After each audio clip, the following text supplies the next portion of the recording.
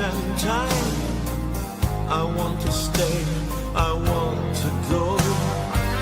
You see my face, but it's not mine. But you can see, you'll never know. How can we meet if I'm not there? Our hearts may touch, our bodies close, but time divides what we might share and sends us all where no one goes. I'm just a traveler upon the sea of time, of life, of fate's wide wheel. Just a traveler in this mystery. For me, I am so that's real to me.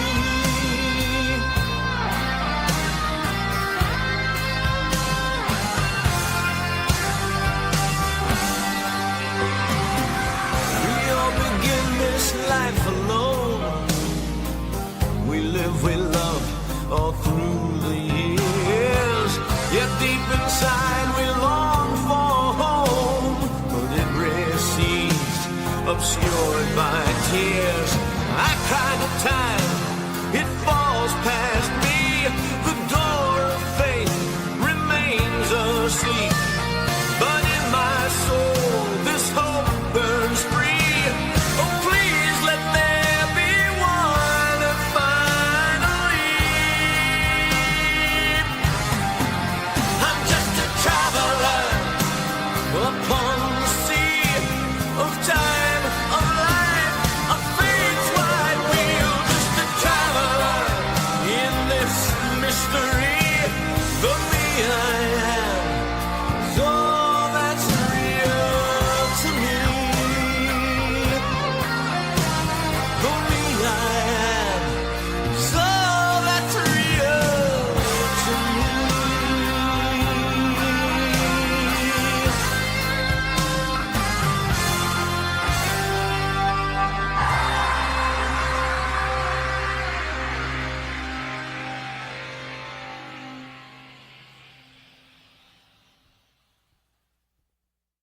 Welcome. Hello. What's going on? Hey, I didn't realize I turned off my camera. What's up? I was running here. I'm always running here, dude, down to the fucking timer. what were you in the bathroom or something or what? No, I had to go get my jug of water, dude. Oh, okay. I get parched. I talk so much, remember? Hey, what's with the background here? This is not very on brand. Do you want me to switch it? Sorry. Yeah, it just looks a little. No, I mean, you can do whatever you want. It's not a big deal. It's not a big deal if you don't want to. We're gonna get rolling. Hey, everybody, how you doing? Want to say hi to everybody in the chat. Happy Wednesday, happy hump day. What's up, Blaine? What's up, 4K? Silhouette had to. Oh shit! Sorry, I'm not trying to put your medical history out there. Silhouette had to bow out, having some medical. Hey man, hope you feel better. Yeah, sorry, brother. Good thing is, if it's early signs of what you're talking about, which we won't mention on here, it's very, very treatable. So best of luck. Todd is on CPT. What is that? Child predator time? Is that his time zone, dude? I don't know. Yeah, you know, trying to get us in trouble here, Brad. This is really interesting because it doesn't have our logo on it. It's throwing me off, dude. Okay, let me add it. It's throwing me off. Go ahead and do that while I chat up people. Yeah, man. I mean, I don't want to blast like people's stuff in detail, but what he's talking about, if it really is early stages, he'll stomp its ass. I mean, the problem is people ignore that stuff, man. Yeah. And also stuff like that's happening earlier and earlier and earlier and earlier in people's lives. And insurance companies are very outdated. You know, they push back on people, but you know, people need to get checked. People need to get screened and all that stuff. Right. Let's see. Prayers. Yeah. Yeah. Everybody. Thank you. Hey, Tom, what's up, brother? How you doing, man? And Jason Goes to Hell is underrated. We shall see, man. We shall see. I always assume Aaron's being late because he's pulling a Harry from Dumb and Dumber on the toilet at Mary's every time. Be right out. Sometimes, yeah, sometimes he is, but But I'm very honest about that. I'll Yeah, tell you yeah. guys if I'm, pissing out of my butt. It's totally fine.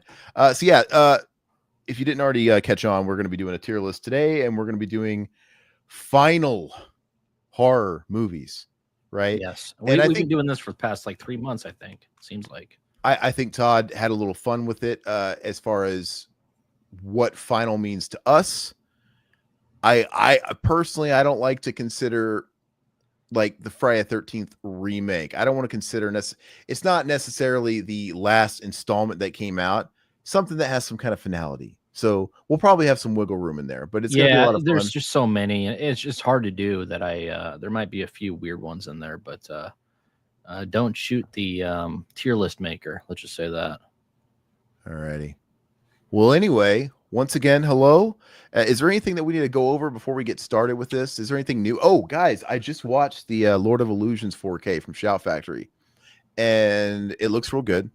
It's not Dolby, it's HDR10, but it Yeah. looks So real good. what do you think of it the second time, or is the second time you This saw is it? like the fourth time I've watched Okay. it, Okay. and you know what? I had never seen the director's cut. I had always watched the theatrical cut. And in the Shout Factory Blu-ray had both versions, but for some reason, when I see director's cut, I don't automatically think it's better. Yeah. So Absolutely. like I usually like whenever when I rented it back in the day, of course it's the theatrical. And then when I watched it again, of course it was a theatrical, probably on TV. And when I bought the Shout Factory Blue way back when, it had been so much time. Of course I want to brush up and watch the theatrical because it's like, how do I know that director's cuts are not always good. And anyway, the Shout Factory 4K didn't give me that option for better or worse. It doesn't come with the Blu-ray.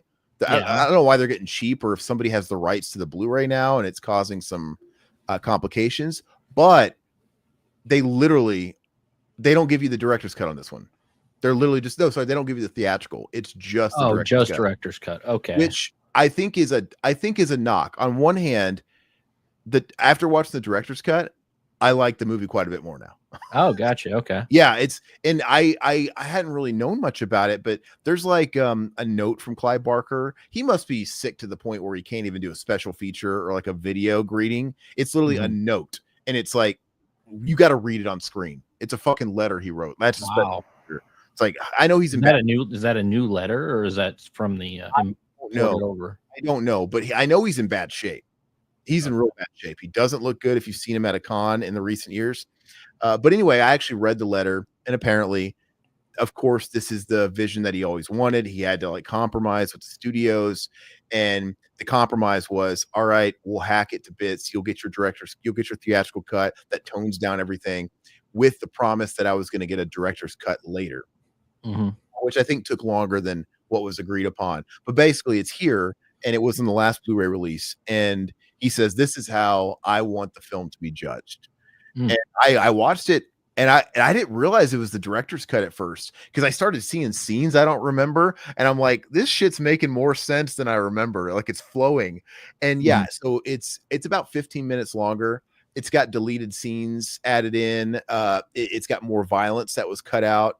It's got the Scott Bakula sex scene is extended. Nice. Oh, do they show his booty? You see a cock. No, you don't. You don't see a cock. Right. No, you don't. No, you Ty got excited.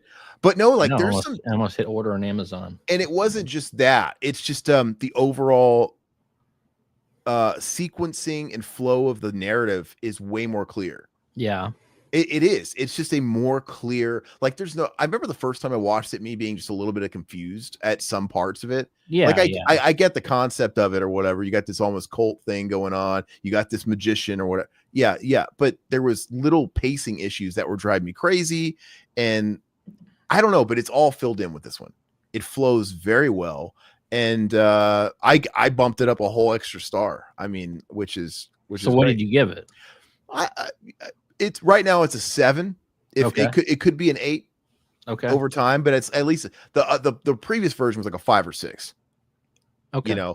Like I wanted to like it, but there was something missing with it, and I found out what was missing with it. Like this one feels more culty, like with the stuff they add, because they emphasize it like it's a cult movie basically. Like when they bury the leader and the cult kind of all just goes away, and the plan is, he's trying to get resurrected or whatever for 12 years.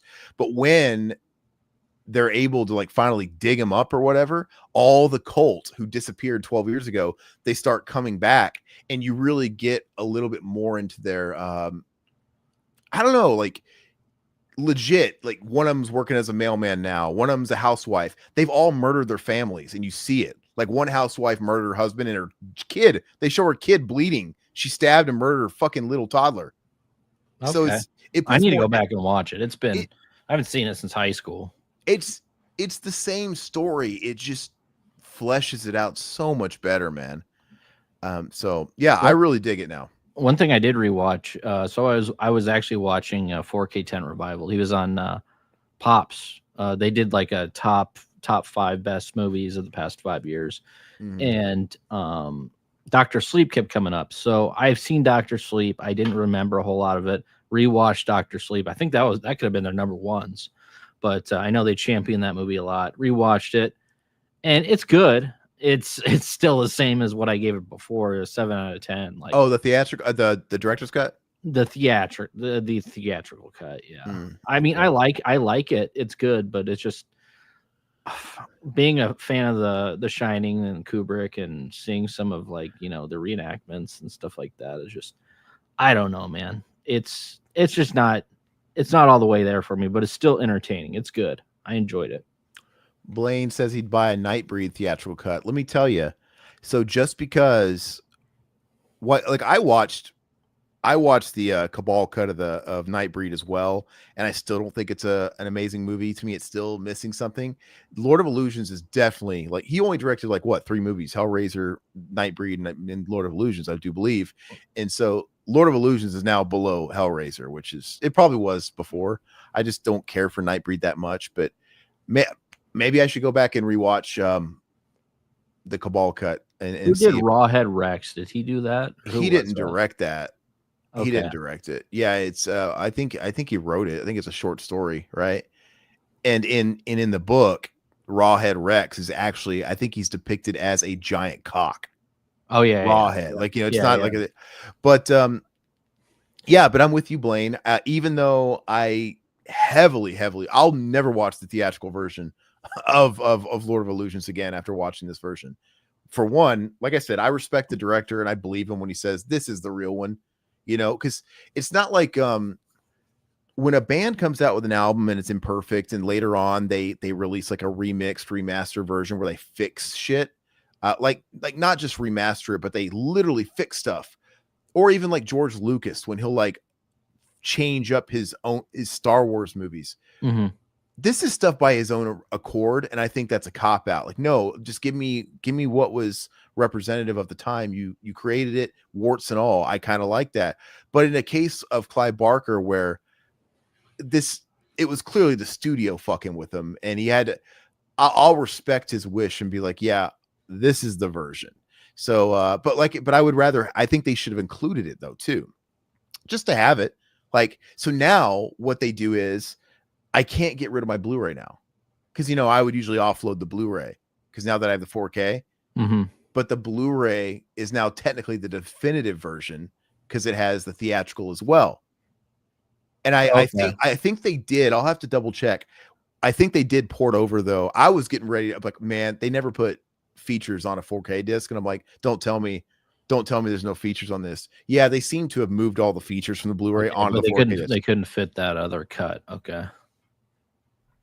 Yeah, or they just didn't want to add. They didn't. I don't know why they didn't want to add it, and it's only got a couple of new features, like talking with the guy who did the score, and but it's mostly the stuff from the original. And I don't know why they just didn't move over the cut. Maybe they're like, you know what, this is what Clive wanted. Let's just honor him, and we'll save money, like whatever. Just give it to us. What you can do is just make the director's cut the default one. I don't know. But whatever. Now I have to keep the Blu-ray. Fucking sucks, but it's fine. All right, guys. So anything else you watched that you want to talk about? I've been watching a few things, but nothing. 28 years later, I did a video on that, so if you haven't seen that, go and check it out and let me know what you think of the movie. I mean, you should still go out and see it. I mean, it's worth seeing and getting feedback because I'd love to talk about this with Aaron, but he hasn't seen it yet. So, but yeah, check it out. Yeah. Cool. Yeah, go check that out. It was fun. I still watched your review. I mean, yeah. There's no spoilers. No. I think Todd should have went hard in spoilers. Who cares? Like, hey, I feel like the people looking for that kind of chatter. When I go see a movie that's controversial, because I feel like what I've read is it's pretty polarizing, right? Yeah. So if I go see a movie that I'm anticipating like 28 years and I come out with a certain opinion, the first place I want to go is YouTube to watch people like you that are posting there. And then some people don't want spoilers. I get it. But I think there's a lot of people that do want it. Like, okay, I want someone to like validate that I'm not crazy. Like, you want to see like, am I the only person that feels this way? Like, no, maybe I'm with you. And I ended up checking out Alfa Romero's. He did one too, and he's pretty much same thoughts as I had. So okay. Speaking of Alfa Romero, we haven't really. We're trying to lock it in, but we're trying to go on his show Saturday. Is that what he's talking? I didn't even look. Oh, you didn't? Yeah. So I was open and I said, hey, I can do whenever. Just let me know, kind of like you said. And he suggested Saturday evening, and I said I'm down. Okay. And talk to the warden and figure it out. Yeah, hey, Alpha. 20 years later. So Alpha, he's got to talk to the warden, as he said, but we're probably both down to do it Saturday. TBD on Todd though, but that would work perfect for me. All I got to do is we have a baby class from like 8 a.m. to 4 o'clock, and all you need to do is watch that Saved by the Bell episode. Oh yeah, with the yeah, and Belding had the baby in the elevator, and the baby's perfect. My kid has hair. Yeah. My boy has hair. Anyway, I knew that jersey would come in handy. Yeah. Anyway, but yeah, hopefully we look forward to doing that, and we'll let you guys know. And yeah, Alpha's always creeping. That's right. Anyway. Let me start getting this ready. Yeah, we're gonna go and get jumping into it. We're gonna do this tier list. We're gonna knock it out. We're gonna have a good time, guys. I'm stoked to finish this. You know why? Not because I'm in a rush to get it done, because I've been doing 24-hour fasts for over a week now. I'm hardcore. Really? I'm hardcore back onto it. Yeah, man. So what have you been eating? Like no, hold on. I let myself slip pretty hardcore with the wife being pregnant. It was tough to wrangle that. And so for the past, I'm 8 days in now of fasting. I don't eat until about 9 o'clock my time. And even then, PM? Yeah. Wow. I'm up until fucking 2. It's fine. So I eat at 9 and I fast for 24 hours. Yeah. And I've only been consuming 15 to 1800 calories a day. I don't exceed it. That's still a lot. That's not a lot, Todd. 15 to 1800. See, I only eat like what? 15, 1800 meals a day, if that. Excuse me? How much? Luckily to eat 2 meals a day. Yeah, but what are those meals? If you're I eat 3 hard-boiled eggs for breakfast, and then I just eat dinner. Yeah, but the thing is that, and you might be right, but that stuff is, the calories get out of hand, man. Like, it might not seem like, sometimes you can eat a really light meal and it doesn't feel like you're eating a lot, but it's a fuck ton when you factor in maybe what's in some bread or any kind of like condiment. It gets out of control fast. On the other end, you can eat real dense food too. You could eat a whole shit ton of broccoli and chicken and all kinds of proteins, and it not be that much, and you're stuffed. So a guy like you're really tall. You're super tall. Yeah. I feel like I mean, I'm not a doctor, but I feel like your maintain calories, because we guys look at those labels based on a 2,000 calorie diet. That's just an average, like between women and men. Everybody's different based on their size, their statures, or whatever. For me, my maintain is like 2,500 calories. That's about how much I would eat every day if I didn't want to lose or gain. Yeah. I usually drink my calories though, so that's there you go. See, that's what we're missing, right? Yeah, it's coming from somewhere. Yeah. So I wouldn't be surprised if you're closer to 3,000. Like, you could probably do like 28, and that would be like your stasis or whatever. So for me to be eating 15 to 1,800, that's a heavy deficit. And I've been going out on jogs and walks and getting 25 to 30,000 steps in equivalent to jogging. Wow. Yeah. 30,000. That's good, man. That's 25 good. to 30,000. Absolutely. Wow. Okay. So I'm at a major deficit. I've done this before, kids. I kid you not. You're going to watch me become, I'm Rocky Balboa. I'll do it. You'll see me. I'll look like I'm gaunt. I'll get, I'll look like a 28 days later zombie. Apparently I don't have enough dick hanging out because that's what everybody's talking about is the dicks. But anyway, just thought I'd share that with you. But anyway, let's go ahead and get talking about movies now. This isn't a health podcast. Okay. So we have a mixture of films here. Some of them I haven't seen. Mm-hmm. So I'm gonna need some help with the chat here and Aaron as well. But yeah. Well, I have some real stinkers in here. There's a couple good ones, but I mean, maybe you guys love them, but I don't love them as much. So we'll see. I peruse the list and I have a feeling I know the movies that Todd hasn't seen. They're just my guess. And the films that I think he hasn't seen are ones that I've all seen. On the flip side, there are a few in here that I know Todd has seen that I haven't seen. Yes. Okay. And there's, it looked like maybe there might be a couple that both of us haven't seen that you guys might have to help us out with. Yeah. But I think we're going to be able to, I think it's going to be fine. It didn't look like a bad list at all. Okay. God, every time I see the fruit stripe gum wheel, dude, it makes it look so much more daunting, doesn't it? Let's kick it off. Doesn't it always make it look like there's way more than we see in the pictures? There's 45, so we got to get through them.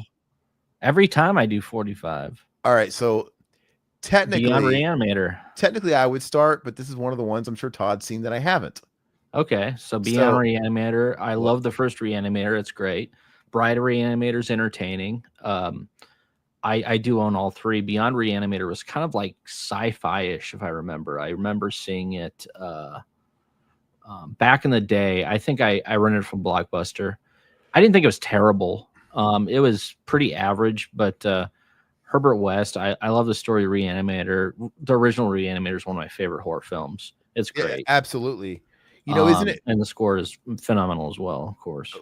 Go figure. He ripped off a phenomenal score. Yeah. But, it's funny, though, on that note, the Reanimator is one of my favorites, too. It's a 10 out of 10. Yeah. So you might think it's odd that I've never watched any of the sequels. There's something about it, man. Whenever there's like a movie that's that good, I'm actually turned off of watching the sequels because I know they're not going to be as good. Yeah. And I don't know. But you seem to, I can dig it. Seems like it's solid enough. Yeah, it's solid. It's a Vestron title that came out on Blu-ray 4 or 5 years ago on Vestron, and it was cheap at the time. So, yeah, I did enjoy it for the most part. Yeah. Anyway, so yeah, I gotta. It's on my list. One of these days. There's too many movies though. Yeah. All right, so I'm gonna go ahead and take this one, and remember, at the end of it, you guys are going to get a turn too in this rotation. Pat, puff, puff, give. At the end, we're all going to. Blaine, if you think it's 10 out of 10, I mean, you can change them. Oh, yeah, there you go. There you go. I'm prepared. You got your favorite here. Yeah. So Blaine, for example, at the end, if you're not happy with Todd's decision on a flick like that, you can bump it up. Everybody's going to be able to shake up this board. Halloween Ends. This one's great. Let's talk about it. I've talked about this a bit. I'm not going to go on about it too much because it's obviously been a hot topic with pretty much any horror channel. I don't think it's quite as bad as everybody says it is. Like, I like to try and give a little bit of credit where it's due. And the credit here is that they tried something different. They tried to, avert your expectations. Don't put it up there, dude. Come on. I think I'm going to give it awful waffle. Okay. I'm going to give it, let's see. You know what? Fuck it. You guys, I'm going to give it, I can dig it like a 5. I want mid, just mid of the road. All right. Yeah. Go on. I can dig it. Because my opinion is I've seen a lot of bad movies, and everybody bitching and moaning that this is a bad movie clearly hasn't seen really bad movies. Right. It's bad for the Halloween franchise. That's how people look at it. It's just the insult of it. But what I always think about this flick is they had an idea there and they just went about it wrong. So I think they should have done the Roy, the Friday the 13th 5, and literally they should have played it off like the whole thing about Haddonfield, traumatized by all the experience, and the evil's kind of living within the morale of the people of the town. I kind of like all that. Like, what is the evil? It's omnipresent. And then the killings start again after Michael's been gone for a couple of years or whatever. And then, you know, you could be playing with people's expectations on they could have done it like first person style. That would have been cool. Like like Giallo, like we don't know who's killing it. Like, don't give us Corey right off the fucking gate. That's good. I agree. Yeah. And, or they don't have to do that. They could have actually had Michael Myers come back. And then the twist is, I mean, it's not original, but none of these movies are. Then you could have had it be someone like a Corey, a Roy situation. I would respect them more if they pissed off the fan base, honestly. If they would have done that. Because I would have liked it, dude. I would have liked watch. It's like, oh, it's a great movie through and through, and then we get that twist at the end. Yeah. But just following the CW Corey guy, get bullied by a bunch of band geeks, and him beat the shit out of an old geriatric Michael Myers in a sewer, and stealing his mask, and then getting his powers somehow. I think that's what people hated the most, was when he manhandled Michael Myers in a sewer. Unacceptable. I thought it would have been a much cooler angle. He disappears at the end of Kills, and in Kills, he was a force. He was a superhero. He was slaughtering everybody like nobody's business. And then he vanishes, and then everybody's left keep on their toes. Like, where'd he go? Where'd he go? Because you got to remember, these movies are sequels to the first movie. No other movie in the franchise exists. So in this timeline, there was the first movie in 1978, and the night he came home, and then he got put away. There's no mystery. He got put away. They found him down the street and they locked him up. Then he escapes 40 years later and attacks old ass Laurie Strode. And now he's on the loose. They didn't get him again. So to me, that's real terror. And it would have been great if everybody's just like second guess himself the whole damn movie. And then we get the twist at the end that no, he fucking died. I do like a good wood chipper death scene, but not that one. It was kind of cheesy in my opinion. It was Hollywood doing their fucking Christ-like shit again, like carrying him, and Laurie's probably Jesus in there somewhere. I don't know. It's all stupid, but I thought it would have been so much cooler if, like, oh no, we played you. He's dead. He literally he should have did the Terminator with a thumb, dude. Oh yeah, and the grinder, dude. Yeah. But wouldn't that have been cool though? Like if they were, you know, everybody think about it, he's gone for a couple of years and everybody's like obsessed with Michael and obsessed with his trauma, when it turns out all along, no, he's just a guy. And yeah, he literally crawled in like a wounded animal into that sewer. That still could be there, but he died. He's just dead. You guys were afraid of nothing. All this trauma is manifested, and the guy that you're so scared about is fucking flesh, and he's dead. And there's this other entity that's taken. I think that just would have been so much better. Anyway, that's it.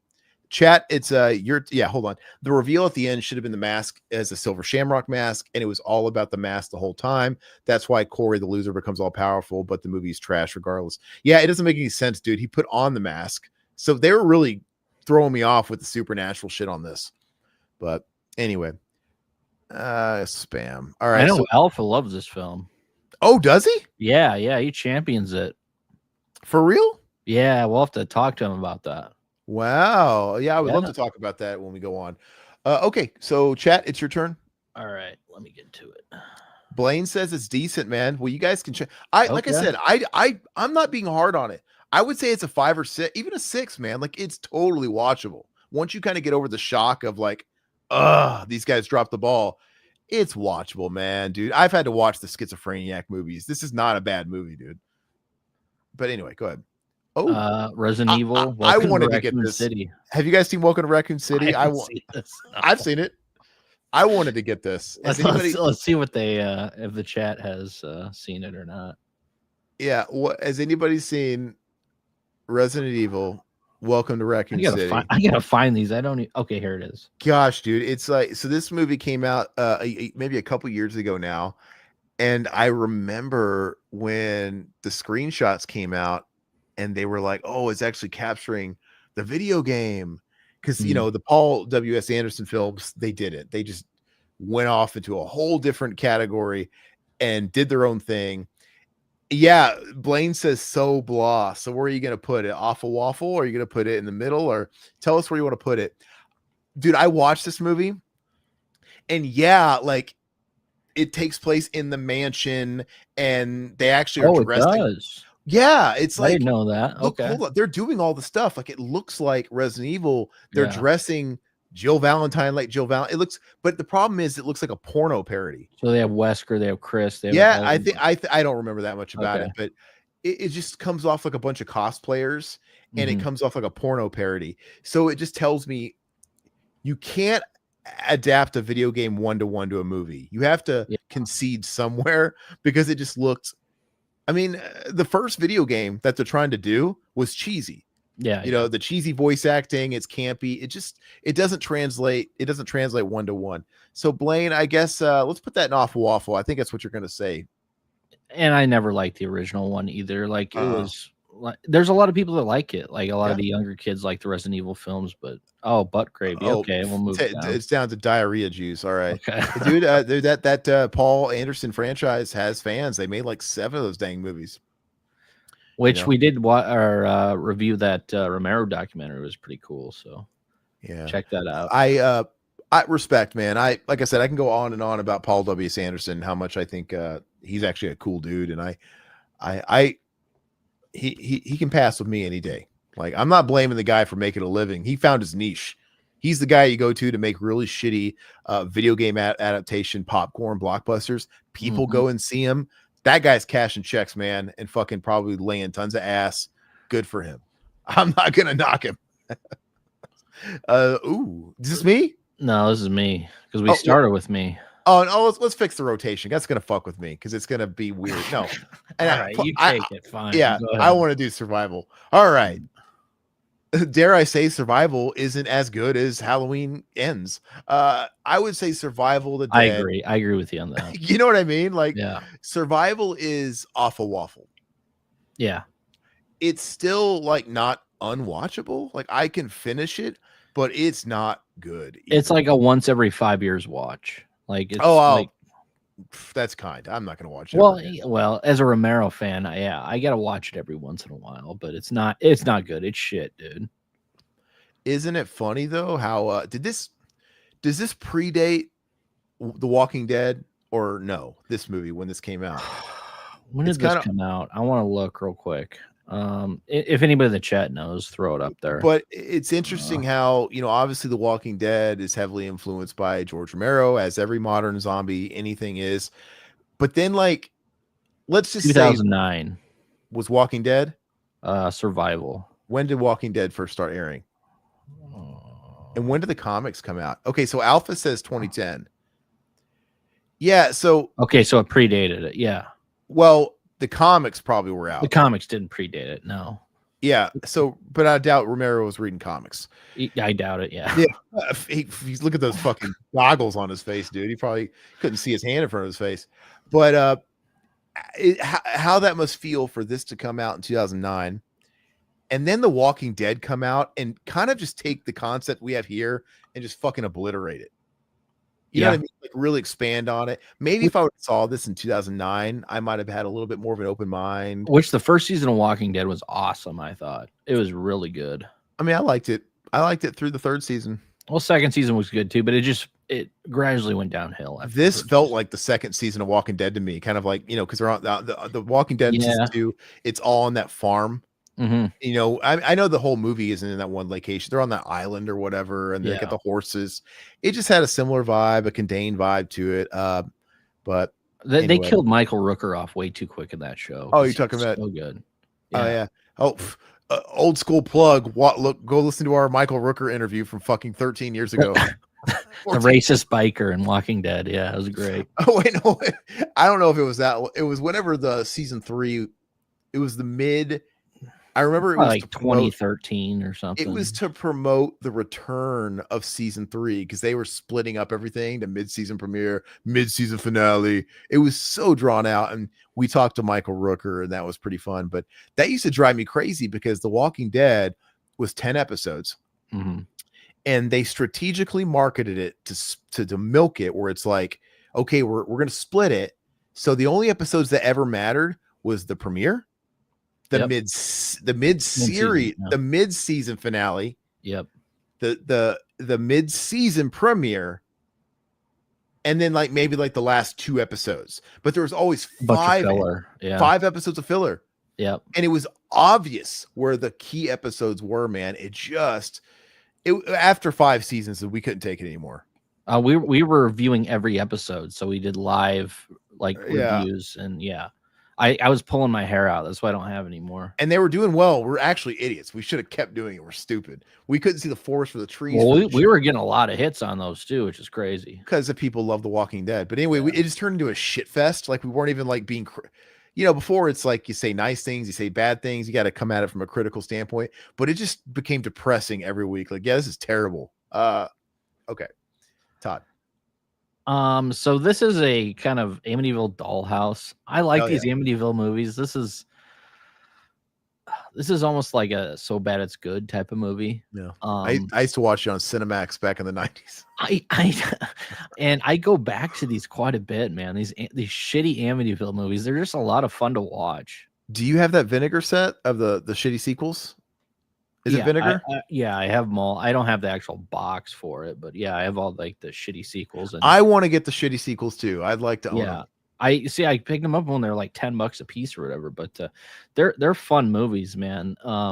They're not, God, I couldn't put them in like a flawless victory. I just love Amityville, man. I wouldn't either. I would put it in I Can Dig It though, because I think they're a lot of fun. I think Amityville Dollhouse is still fun, even though it's shitty. It just reminds me of the 90s, and these are the kind of movies you'd watch up at night on Skinamax. Yep. And they were, I guess, the equivalent to, they weren't made for cable, but they were straight to video. They were straight to video movies. Part 4, Evil Escapes with Patty Duke, that was a made for TV movie, and I think that was network TV. That's at 4K. That's the one with the lamp. God, the one with Patty. I love that one, dude. I love it. It's so stupid. Yeah. Oh, dad has possessed the lamp. He's pretending to be dad. He's really a lamp. And it wasn't, they only had like one good gore scene where he sticks his hand in the garbage disposal. It's cool though. It's like made for TV, so it's like everything's just, it's so. But tell me real quick, are those out of print? I don't know. I'll have to look. I would like to actually own those. But anyway, they're. I'll tell you what, they're better than fucking 3. I'll take 3. Yeah. Okay, yeah. I'll take 4, Dollhouse, and I'm forget what's the 5th one. I don't remember. I think Dollhouse might be 6, and I think this is. No, Dollhouse. There's a million of these movies, but they're not Dollhouse all. is 5, I think, isn't it? Or I don't know. They're not all. There's a million Amityville movies out there, but they're not really canon. It's just people milking the name. This was the last one that was. I feel like canon. This is the last of the Amityville franchise. Yeah. I think. For all I know, this has nothing. Well, yeah, it's in the set, so I think it is part of it. Yeah, I mean, it's the Dollhouse is the Amityville house, but I used to get creeped out when they'd look in the dollhouse, and obviously it was like a set, and you'd see like little devils dancing in the dollhouse. That was like a lot, and it's just these guys in like leotards. Stupid, dude. It's so stupid, dude. And the little Indian kid in that little Pakistani kid, he played this character called Bova, this alien, on a Nickelodeon show that was on at the same time called Space Cases. Do you remember that show, Space Cases? I don't. If I saw it, I'd probably know it. It was on for one season. It also starred the Black Power Ranger Zach. He left Power Rangers and immediately got hired for Space Cases, and it was like a poor man's Lost in Space. Wasn't he in Nick Arcade? That was another black guy with a flat top. You fucking racist. That was what? No, what was his name, dude? That was another black gentleman, and he had a flat top like Zach, but he was just flat. He used to, but he actually looks like LeVar Burton. Mikey moved 2 spaces. Go Mikey or whatever. Yeah. I thought the same dude. I can't remember. That was a long time ago, man. Yeah, I know his name, but I'm losing it. But go ahead. Howling 7. Who's got that? This is chat. Chat. So anybody seen Howling 7? This is the last of the Howling movies. Who could make it that far? God, dude. How did he make it after 2? 2 is bad enough. Good Lord. Anybody seen Howling 7? If not, we'll do it in the never seen it category. I'm getting a feeling that Alpha has seen it. Alpha, have you seen Howling Part 7? Never seen it? Okay. Put it never seen it until for now, unless somebody speaks up, and then. Isn't that wild? So when you think about werewolf movies, this is like the franchise, right? The one that got franchised out. Yeah. And for this to be the werewolf franchise, the fact that probably nobody has seen any part past like the third one is hilarious to me. Yeah. You know. All right. So let's go and hit it again. I'm ready Move on. to hit that pipe, y'all. Pass it. Okay. Ugh. Pumpkinhead. Oh man. Whoa. Alpha Romero said Howling 7's killer. I knew it. I knew. I had a feeling you've seen it. So wait, where are you putting it? We're gonna go back on this. He's killer. Oh, bad it's good. Okay. So is that So I dig it or what? What do you want? put it and dig it until he tells us otherwise. All right. And then what did I just get again? You just got Pumpkinhead 4.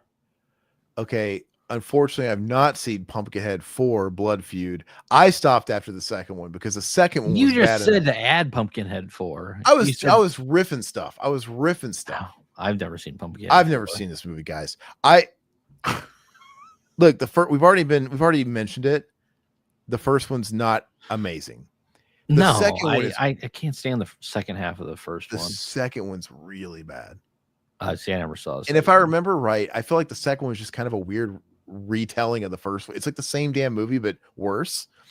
What's up, Marco? How you doing, bro? I haven't seen any Halloween Marco. movies. Okay, go ahead and put it. Never seen it till somebody. By the way, if you guys jump in at any time and you guys see anything in this never seen it category, feel free to chime in and we'll update it. Yeah. While Todd hunts. Where the hell is it at, dude? Well, maybe I should watch Howling 7 now because I always like a good bad movie. Is it slow? As long as it's got a fun pacing. Oh, it's right here. Of course. How can I miss it? Oh, look at that giant fucking box set, dude. What is that? It's the one that was on Wikipedia. It's a giant one. Looks like Hansel and Gretel, dude. That's a witch in the woods or whatever. Jeez. All right. So Todd, it's back to you. All right. You guys want to see us be miserable and quit YouTube? Make us do Pumpkinhead all month, all 4 Pumpkinhead movies. I'm giving this to you because I never saw this. Just came out a few years ago, I think. And we'll just start the rotation over because I didn't really get the last one either. So I'll just go and you go. Yeah. Exorcist Believer. Speaking of David Gordon Green, this movie sucks. I actually think this movie's butt gravy. Really? This movie doesn't have a lot of redeeming qualities for me at all because unlike Halloween Ends, this movie is fucking boring. It's so boring. I literally wanted to fall asleep. I could not. I'm good at focusing on movies. I'm not one of these people that's glued to my phone. No, I'm not. But, either, yeah. dude, I was fighting not to grab my phone and do anything else but fucking finish this because it was just drawn out. It was sacrilegious. It's like James Cameron walking into the board meeting and writing Alien and then S with the dollar sign. Mm-hmm. It's The Exorcist, but with 2 possessed kids. Mic drop, right? It's like it's so stupid. And they just like Halloween with Gordon Green, they connect it to the original. Okay. They go back and they always do this shit. They always like, we got to go seek out the person who knows about this, who's got experience with this. And they seek out Reagan's mom, and she's like old. And then you get like her like story, and she helps. Is Linda like Blair in it? She makes a cameo, doesn't she? She makes a cameo at the very end because when they go and talk to her mom, she's like talking about how I tried to help my daughter, and we're all estranged now, and she doesn't want anything to do with me. And then she shows up at the end, and they reunite. It's fucking horrible. Okay. It's a bad movie without all the fucking nostalgia tack on shit, and the fact that they add on the nostalgia tack on shit cheapens the classic movie.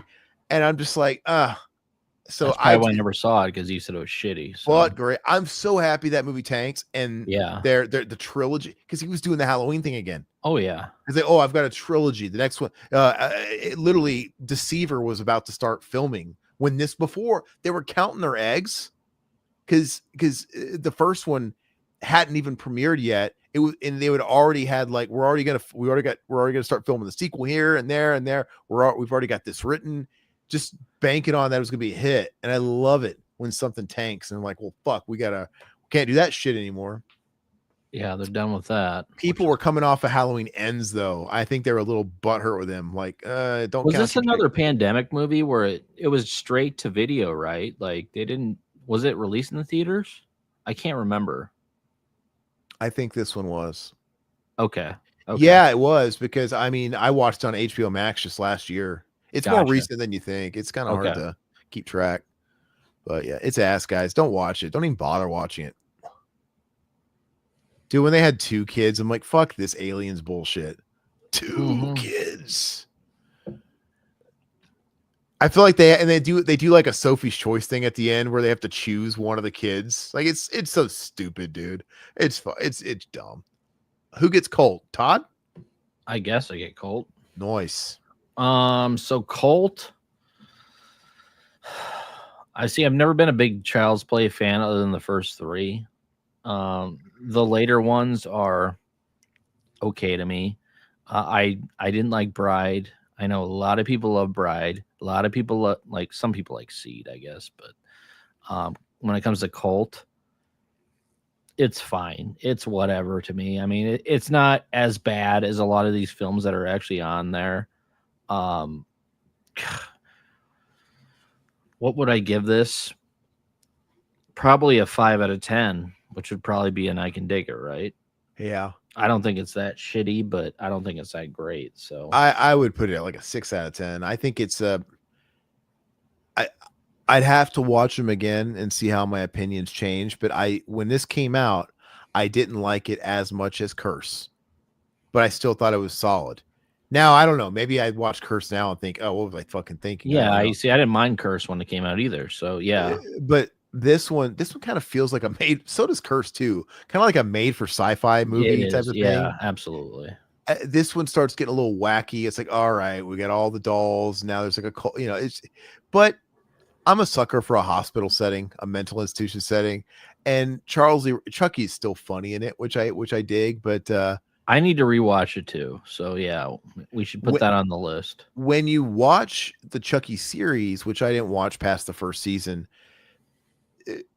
this movie Cult of Chucky feels like it fits more with the Chucky series, like where they're going, and I think it really is canon, right? Because don't they introduce like I think the possessed dolls thing and the Cult of Chucky, the hive mind, which is kind of what else are you gonna do with the killer doll after this many movies? Whatever, I'm not against it. It's whatever, but yeah, it's solid. All right, chat. What do you guys think about Cult, though? By the way, I'm curious. There's got to be some cult love out there, you would think. Well, It Chapter 2 is their next one. Yeah. So what do you guys think of It Chapter 2? Marco chiming in on Cult. He says, the worst part of Cult of Chucky, just like the Chucky series, is when they shoehorn in Tiffany at the end. Her character shtick has gotten so old. Oh, dude. That was also the problem with Curse, because they were marketing Curse as if it was a reboot, right? Because by the time Curse came out, we had gotten really used to Chucky being a novelty and kind of a joke, and because what did Bride come out like 98? I think Bride, so. Yeah. And then Seed came out like in 2003 or 4 or something, and then it was like not until like 2013, 2014 that Curse came out. Yeah. So by the time Curse came out, and I might be a little off my dates, so don't come at me, but by the time Curse came out, Chucky had been a joke for 15 fucking years. So we had forgotten what like the real Chucky was like.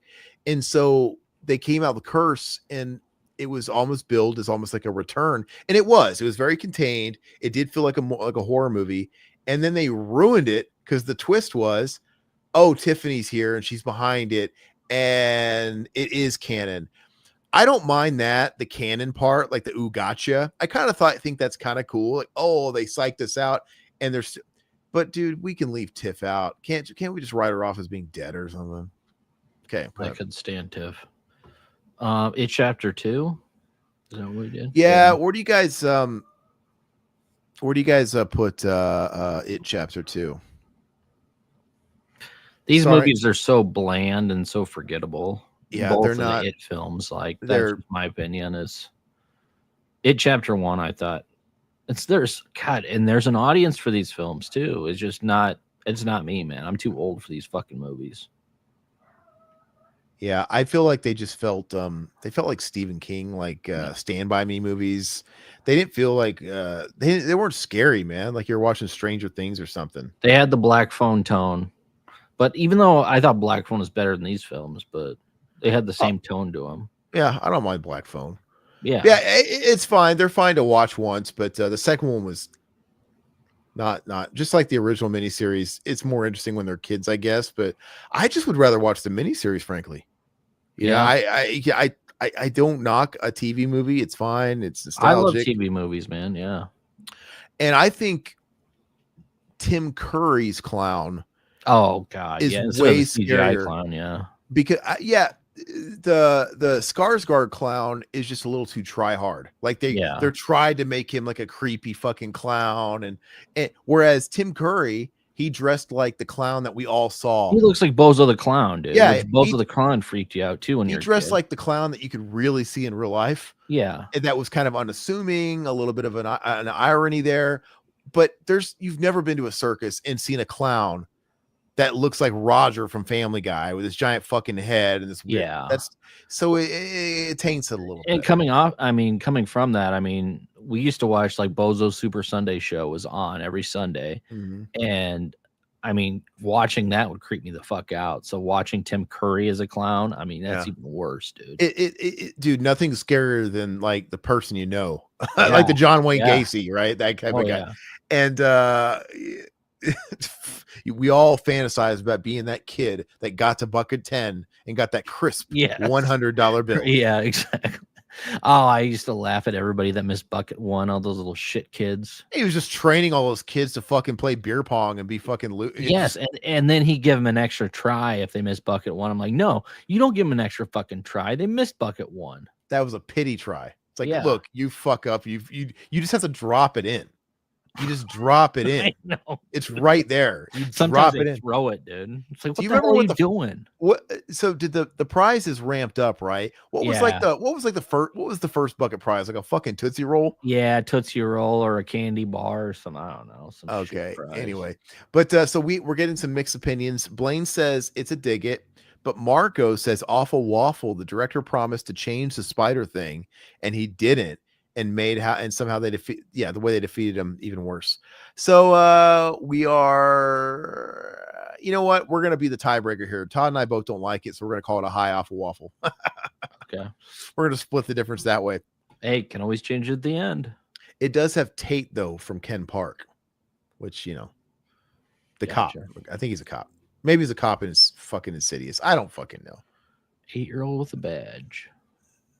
All right, cough and a half. Glad you picked that up. Rec 4. Okay, so I haven't seen anybody seen Rec 4? Have you seen it? I seen Rec 1. That's all I saw. But this is the last Rec. I like Rec 1. Taking Irma to the movies, dude. That's a TMNT reference, but I always wondered. She actually went on a date with Rex 1, and I always wondered what is her end game here. You saw how long his tongue got, dude. Yeah. So yeah, that's her end game. Well, yeah, exactly. Well, tongue punch or fart box, dude. Oh, absolutely. They're just like, what is everybody else's end game to on a date? She can't really expect to marry a robot. She wanted to fuck that robot, dude. It's crazy. Anyway, where are we at now? Rec 4. I was programmed to serve and protect you and take Irma to the movies. Yeah. All right, so where's Rec 4? Yeah, I've only seen the first two. Never seen it? Okay, I'll put it in there for now unless somebody's seen it. Yeah, Blaine hasn't seen it. That's all right. Shout out if you've seen it. Chat's failing me, man. The ones that that I was hoping chat would pick up. I said, that's all right. My Bloody Valentine. This is the remake? 3D, yeah. 3D. All right. Is this mine? Yeah. You can have it. Never seen it. So this one isn't bad. My Bloody Valentine 3D. I did see this in theaters, and the only reason I didn't like it in theaters is because I had a terrible theater experience. I took my old lady.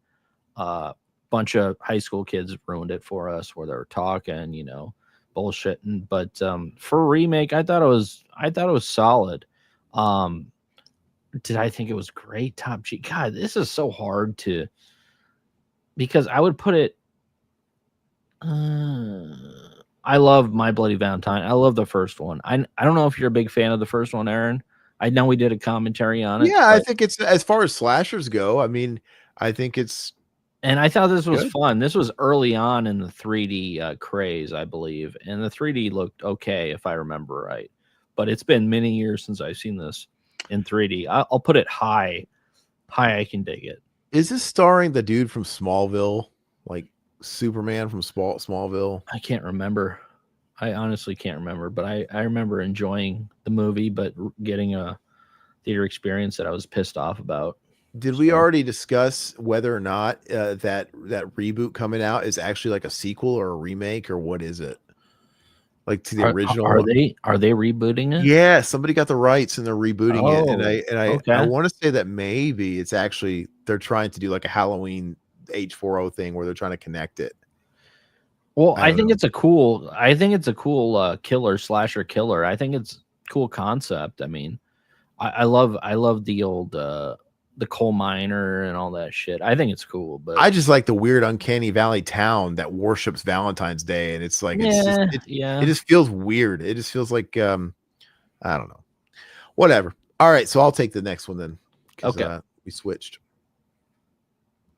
Oh yeah, give me the no whammies. Give me the Leprechaun Returns. Oh no, Netflix. DCM Netflix. There you go. All right. Okay, so this is another one that we've talked about in the past, but guys, this movie's not good.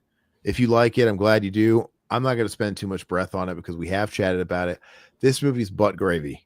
I don't think it has a lot of redeeming value personally. I don't. There are some YouTubers that really like it though. I guess if I have to say anything kind of nice to it, it doesn't have shit on the original design, but for them trying to do something different with the Leatherface mask, respect. I don't hate it. It's fine. It looks more fresh and grotesque. The Dime Store Sally, yeah. But it's just the movie's everything about this movie. I stand against heavily. Nothing about it. I wasn't made for this time if that's what passes. So anyway, that fucking cover, by the way, that poster pisses me off. Terrible. Look at that. I mean, that with the you can't even tell what the hell it is. They're trying to do like some A24 fucking high art shit with the sun glare, and it's stupid, dude. Get out of here with that. Can you imagine hanging that thing on your? I couldn't hang that on my wall. No, it's stupid, dude.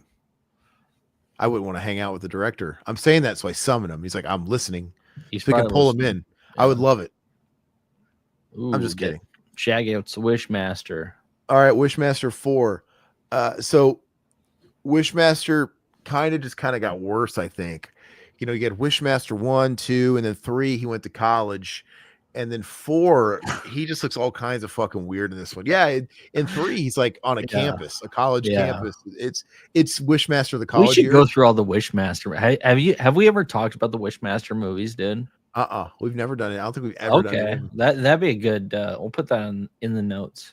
The thing about 1 and 2, gosh, I can't recall if 2 was theatrical or not 2, but let's just say 1 and 2 both feel like theatrical, similar budgets, but 2 might have been straight to video too. I don't know, but 3 and 4 have a very direct to video feel to it.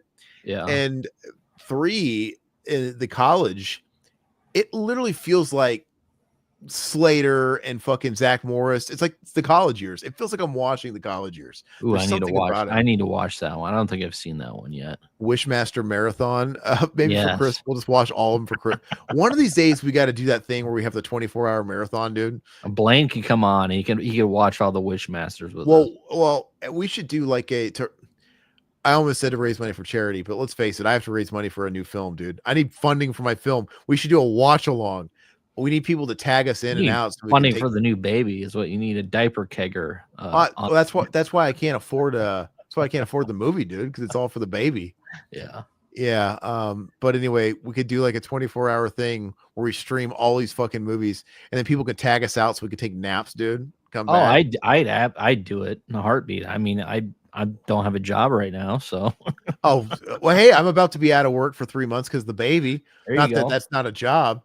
But wouldn't that be funny if we had like a schedule where technically we were streaming for 24 hours, but like we weren't always both here and we had people coming in? That'd be great. Like Josh James comes in for like the 3-hour shift. Todd's gone. It reminds me of that Say by the Bell episode where they were at the Max or whatever, and they did the sock hop for like 24 Oh hours. yeah, the whatever it was, the telethon or the fundraiser. I don't know, man. We could barely talk. I'm kind of liking this idea. I'm not against trying to see if we could but we'd have to have other people involved. Yes. But anyway, all right. Wishmaster 4. Who has seen it? And please justify why it's really good. I don't think any of the Wishmaster movies are great. No, but they're I like the first. They're fun. Hey, Blaine's in, so we got a guy. We'll have to coordinate this. Okay. But we'll have to actually, the thing is we have to actually schedule this and like have blocks. Like, okay, we got this person coming in this, so Todd can be relieved here. I could be relieved there. I think it'd be kind of fun to try and pull Blaine off. and I at like 4 a.m. are talking about our childhood traumas or whatever, dude. Just random stuff, dude. That's funny. I think the way to do it would be like,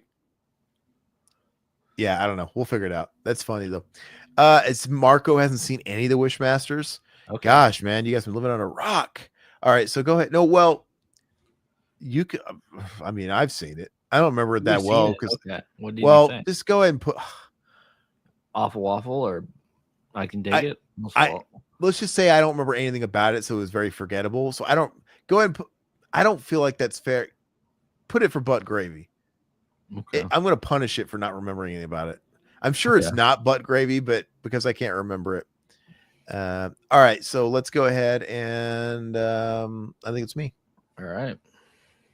Isn't it funny how the Wishmaster series has been dormant and dead for so long? Yeah. Like it's like over 20 years. Like they churned out 4 of those sequels all within it felt like 6-7 years. Those are straight to video. Yeah. You think that somebody out there is keeping the Howling alive and Hellraiser alive.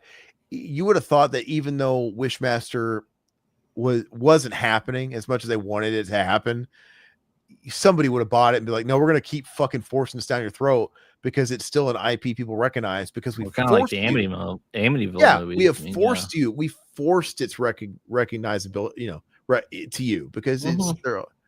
But anyway, all right. So Conjuring, Devil Made Me Do It. Is this mine? Yeah. Okay, this movie's not very good. I watched it. This was, I believe, wasn't this a HBO Max original? Like they went straight to HBO Max? Yeah. Or maybe it did simultaneous release. But we watched it on HBO Max, and the Conjuring movies always felt a little different than the Annabelle movies, like the spinoffs.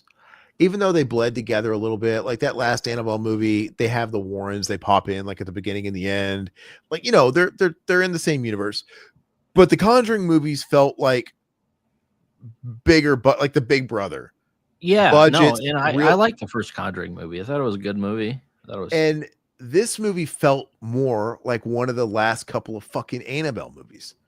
It felt really got into Annabelle movies. It felt lower budget, lower stakes. It just wasn't very good. And I don't even remember what the haunting was about in this one. No, granted, I liked the first Conjuring when it came out. Second one was good too. It's all right. I don't care I'm familiar with the story that they were doing. And I don't know. I don't love the second one, but it's okay. This movie just felt like an Annabelle movie. It felt like it went down like a tier in quality.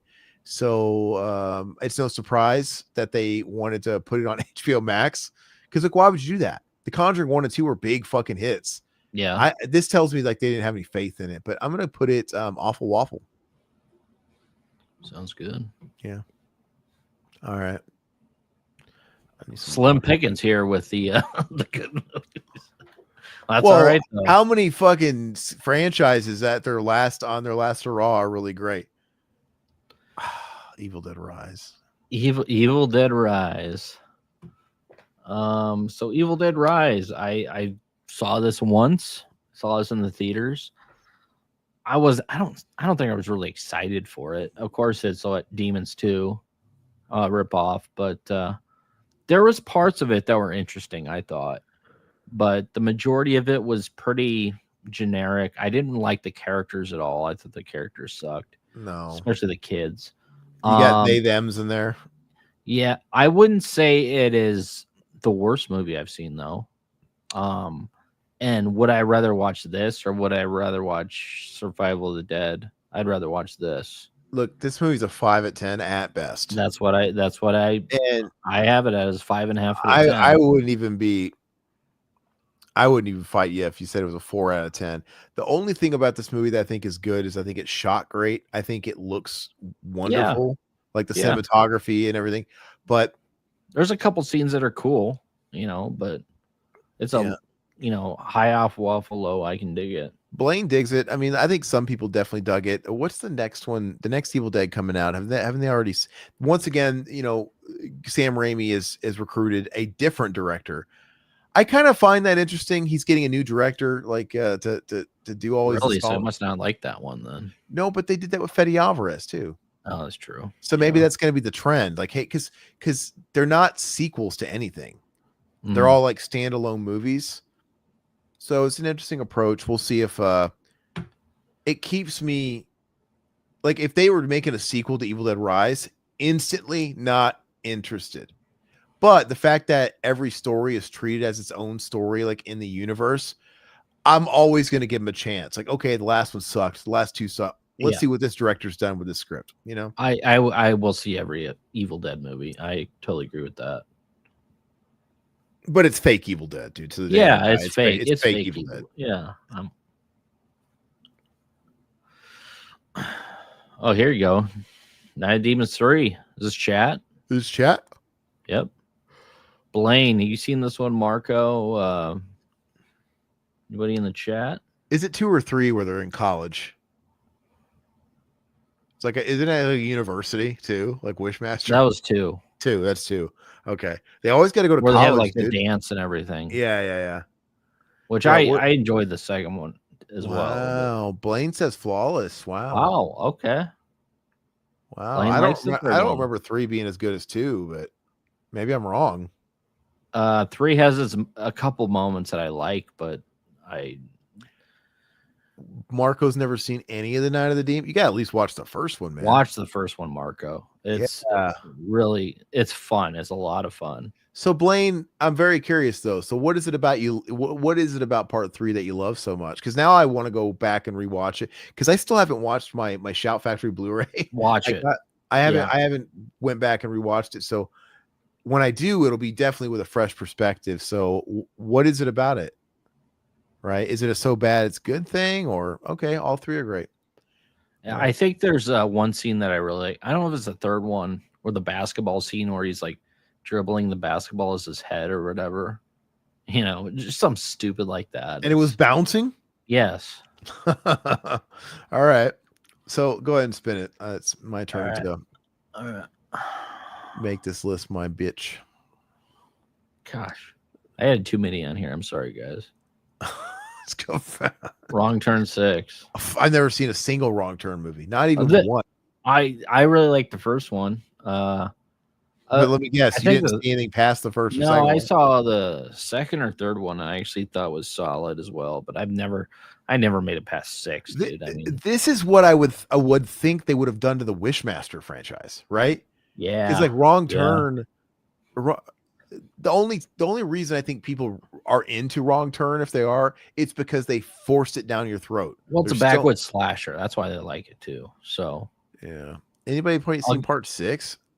I'll throw it in there and I'll give you this one. Ishmael, hold on. Hey, what's up, bro? He says Wishmaster, the only horror franchise that hasn't come back, stopped at 4. Think I've got some money in my pocket to reboot it. Hey, why don't you take that money and invest in the film I'm trying to make? What if I tell you it's a Wishmaster reboot?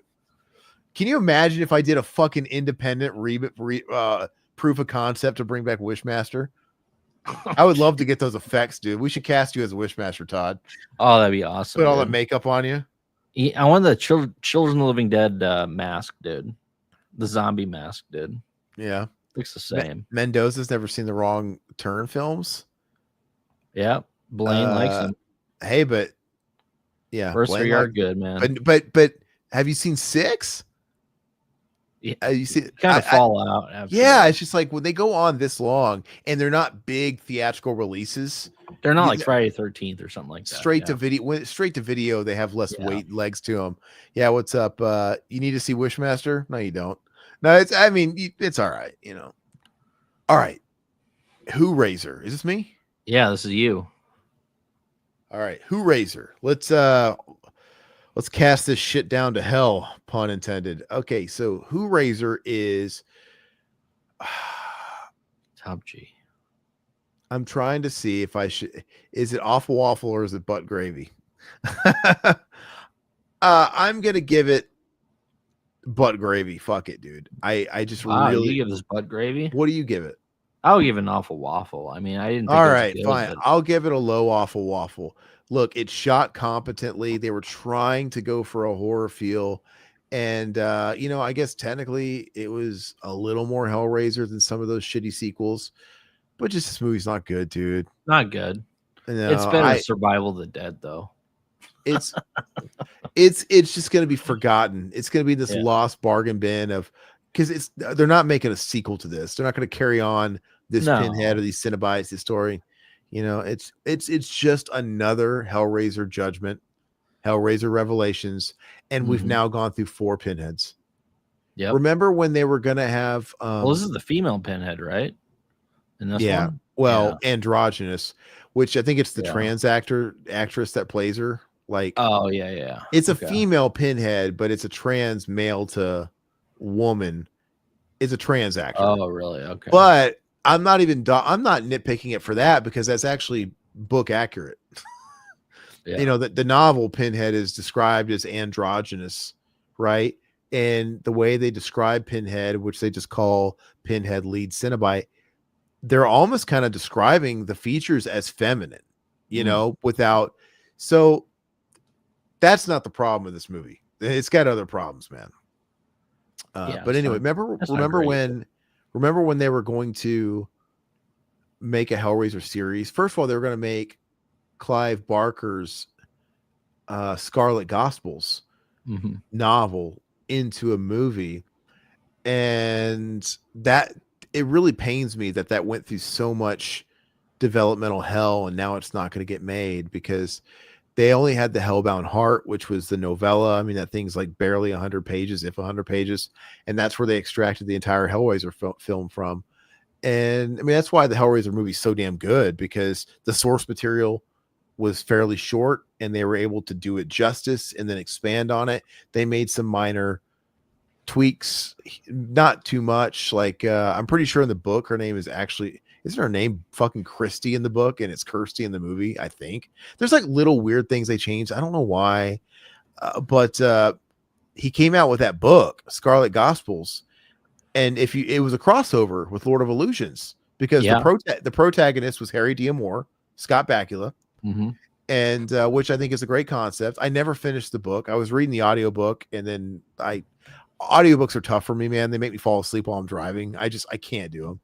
But he wanted to make that movie, and they were going to do it, and it was on, and then he wanted to direct it, and then they didn't want him to direct it, and then there was a back and forth there. Then they were going to make a series too, and just none of it happened. Then they ended up making Who Razor. That's what we got. Yeah, we almost got a Hellraiser, a Scarlet Gospels movie directed by Clive Barker. So, go ahead. Sorry. No, you're good. Yeah, Mendoza, it's just amazing, man. The first Hellraiser it's King Salami. Insidious Red Door, Todd. I haven't seen this one. So anybody in the chat or you or forgettable, dude. I've seen like all these movies.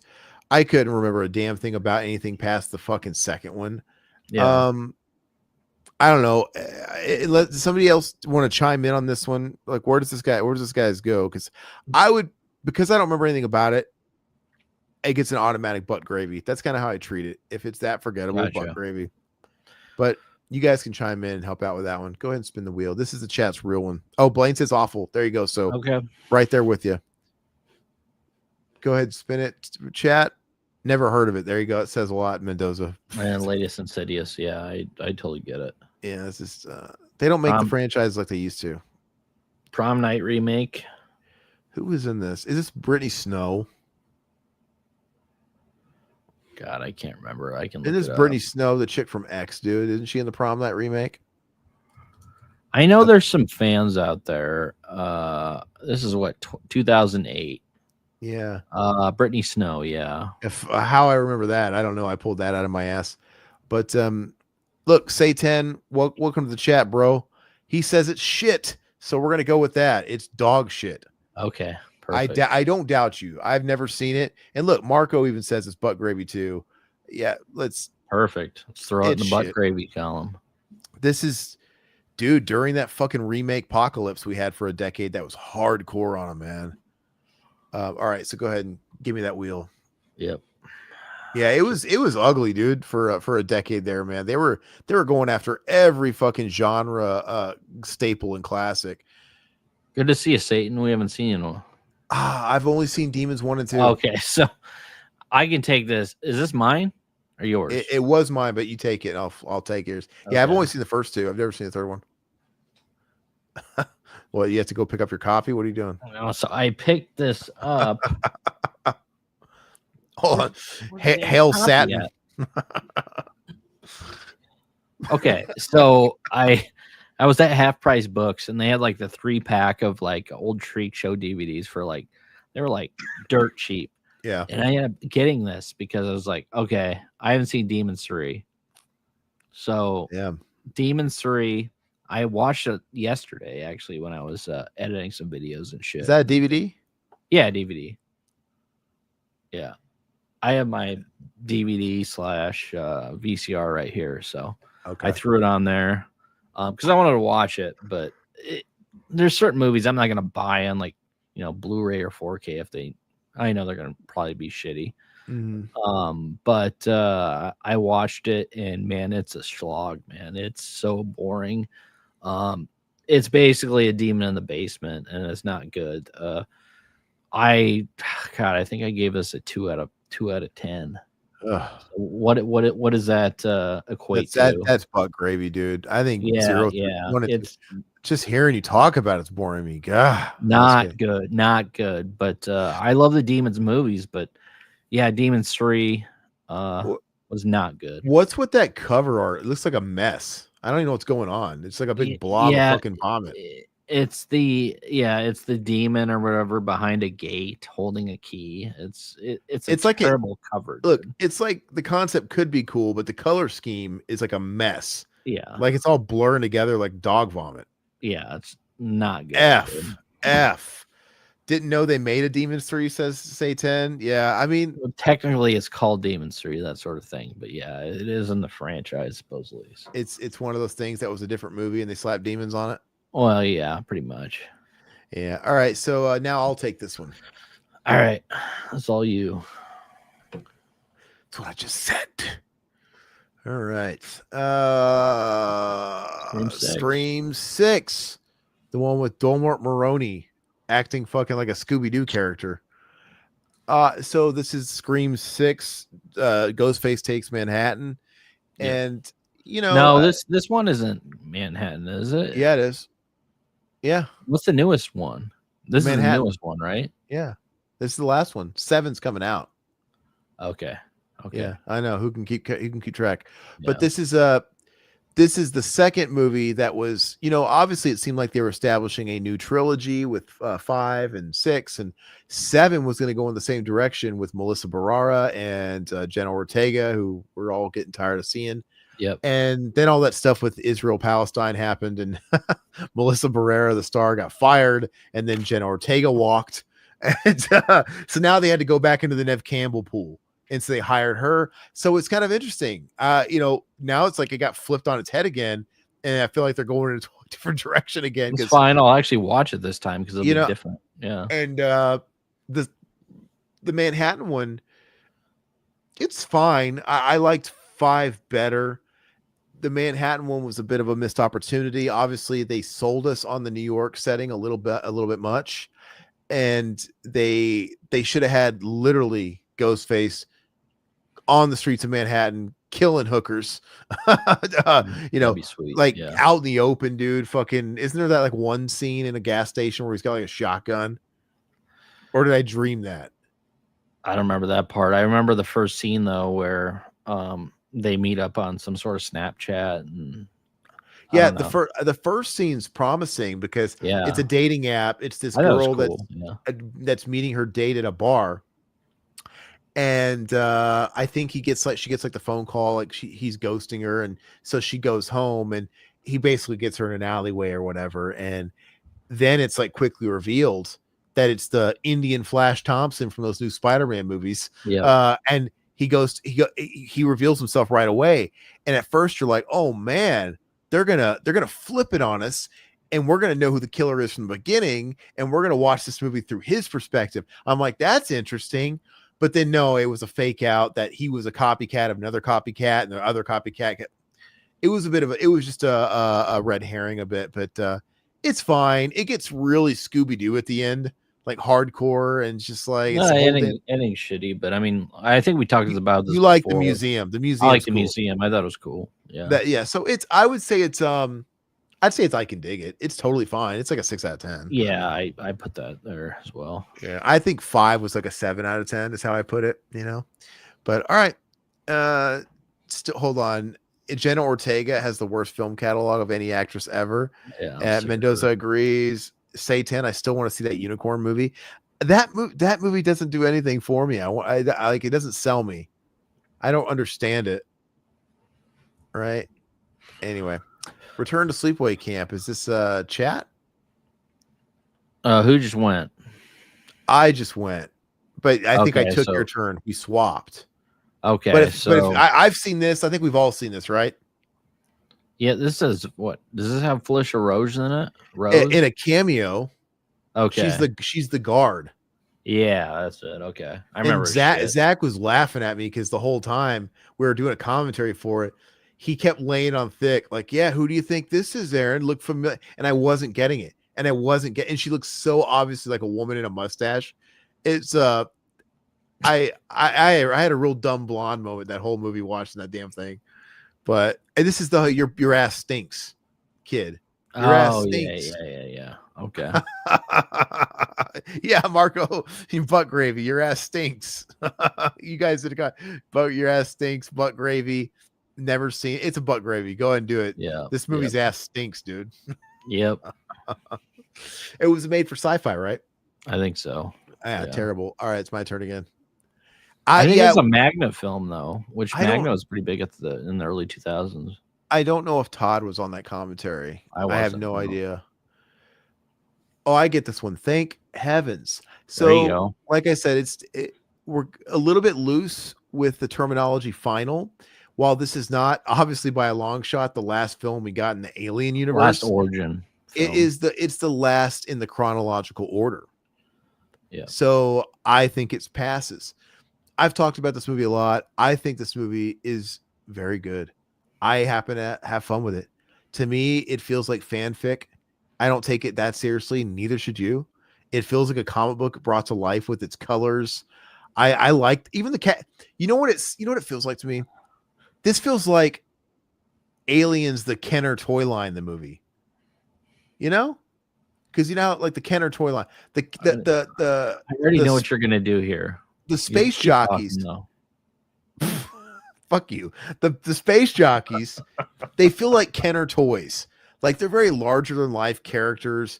You got Christy with the gun fucking mechanics and the dreadlocks. You got Gorilla Man himself, Ron Perlman. They look like toys. And Ripley with a basketball. Yeah, it's fucking beyond stupid. And she looks like Glenn Danzig. I love it. Almost flawless. Put it up there. I thought you were gonna put it as top G. No, put it above Demons 3 for God's sake. Okay. All right. Fuck it, top G. I'm feeling spicy. I love Brad Dourif in this, dude. Pretty baby. I guess something has to go up to top G, right? And I think I think the actual xenomorphs look amazing in this movie. They're just so pitch black. They're They do popping. look cool. I'll give you I that. bet you I would love for them to Mhm. put out 3 and 4 on Dolby on a 4K, because I Mhm. bet you those fucking Xenos look so good. So good. Who owns the rights to that? I mean, why isn't it on 4K? I mean, they're all Fox. I mean, it's just they're all Fox. Okay, Fox so Disney. they're Disney now. Yeah. Best last Alien movie. Hell yeah, man. I think it's kind of cool. It stands on its own from the core franchise. It's something special, for better or worse. Even though even with the CGI stuff and the swimming, I even kind of like it. Oh my gosh, she does look like Danzig.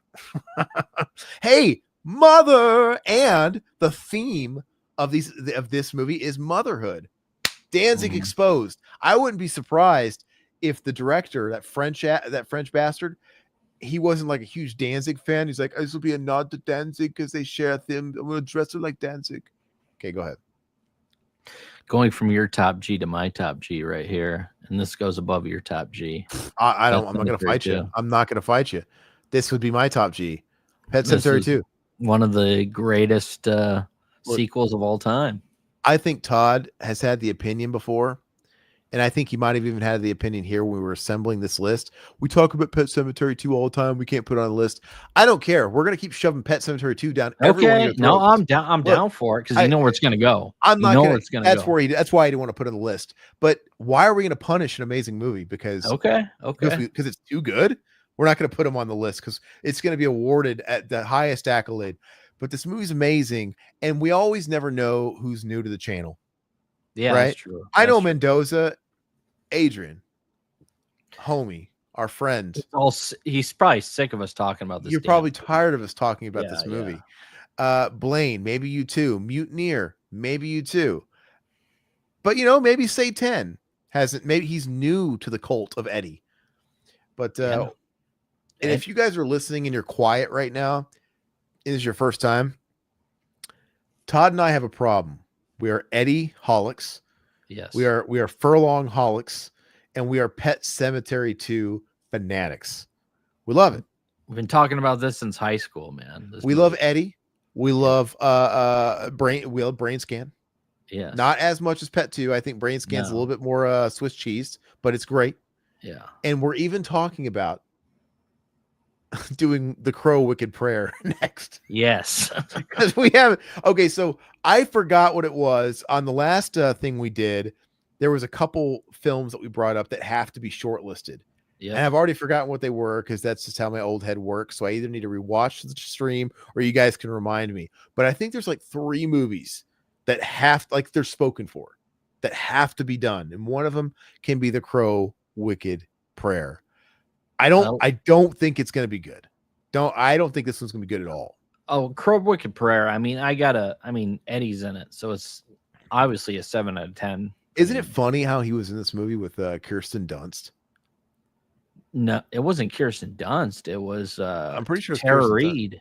Oh, you're right. Yeah, that's a downgrade. I love Tara Reid, dude.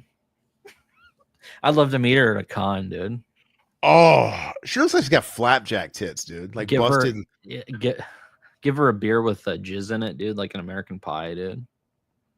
Fuck all this blowjob shit. I want to get laid. That's it. Yeah, that's it. But yeah, look at this love. Pet Sematary is so good. Need to rewatch it. Not only do you need to rewatch it, say 10, you need to make a habit of it once a week. Yes. We do a commentary for Pet Sematary 2 every year. So you in October, once a year, or once a day at the appropriate time, you got to face Mecca and say your Eddie prayers by watching Pet Sematary 2. And Mecca is just whatever your nearest like meth den is. Just face it, and then honor. Spoiler alert! I got a copy of the work print for Pet Sematary 2, and in October we're gonna do a commentary on the work print. This is an idea that came up because we want to do Pet Sematary 2 every year, which is not till smart. We get Eddie on. Look, it's not smart from a channel perspective because we're just competing with ourselves in all of our different content with it. But we want to send a message loud and clear to Eddie Furlong. We love you. Yes. We would do things to you, Eddie. I'd terrible things. Yeah. Like, I'd die for you. You need a bodyguard? I'll take some of the yellow. But yeah, so we thought the way to make it interesting this year was to do the work print. In fact, we could probably make it interesting just by doing the whole damn movie this year, because last year the fucking file Todd had that we were watching. Yeah. Really? The file on the most recent time we did it, the file Todd used to watch the movie and we were uploading it and we're recording it. Remember when Gus is chasing Drew Buddy out of the house, it cuts. And the next time it cuts back in, we missed the entire road chase scene, the mom and the potatoes and the foot, all of it. Oh man, I'm sorry, guys. Yeah, you didn't. That's okay. We weren't expecting it, but I remember it makes the commentary very funny because I'm like, what the fuck? Like, it just goes all over the place. But if you don't like that one, just go to a previous year. So we've got something for everybody. Anyway, Detroit Rock City Alpha is amazing. Absolutely great. What a feel-good comedy, man. It's just so rewatchable. And what a brilliant idea, too. Even if it was just like a big like co-marketing campaign for Kiss and their reunion tour and Psycho Circus, because that's all it was. Mm-hmm. They collaborated. But what a great idea. I don't know whose idea it was first, but what an awesome idea to make a road movie based on the whole Kiss fucking hysteria of the 70s. You get a period piece, you get a road movie, and you get a kick-ass soundtrack, and you just get this slice of life from a certain time that I wish I thought of that idea. I wouldn't be surprised if Adam Rifkin had the idea, brought it to a studio, and they brought it to Kiss, and they probably pitched it as, hey, it's going to work out. So awesome. Brain Scan's good too. I saw Pet Sematary 2 in the theater. Wow. Nice, Mutineer. I am jealous. Yes. That's really cool, man. Was that theater occupied? Did it have a lot of people, or was it like empty? Was it a matinee show? Was it like a weekend evening? What was it? It was a dollar theater.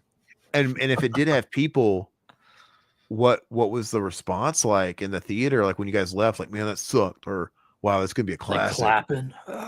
Were people laughing at Gus when they first saw it brand new? Because I remember watching this on rental when it first came out, and I'm like dying laughing at Gus. Like, oh God, it's hysterical, man.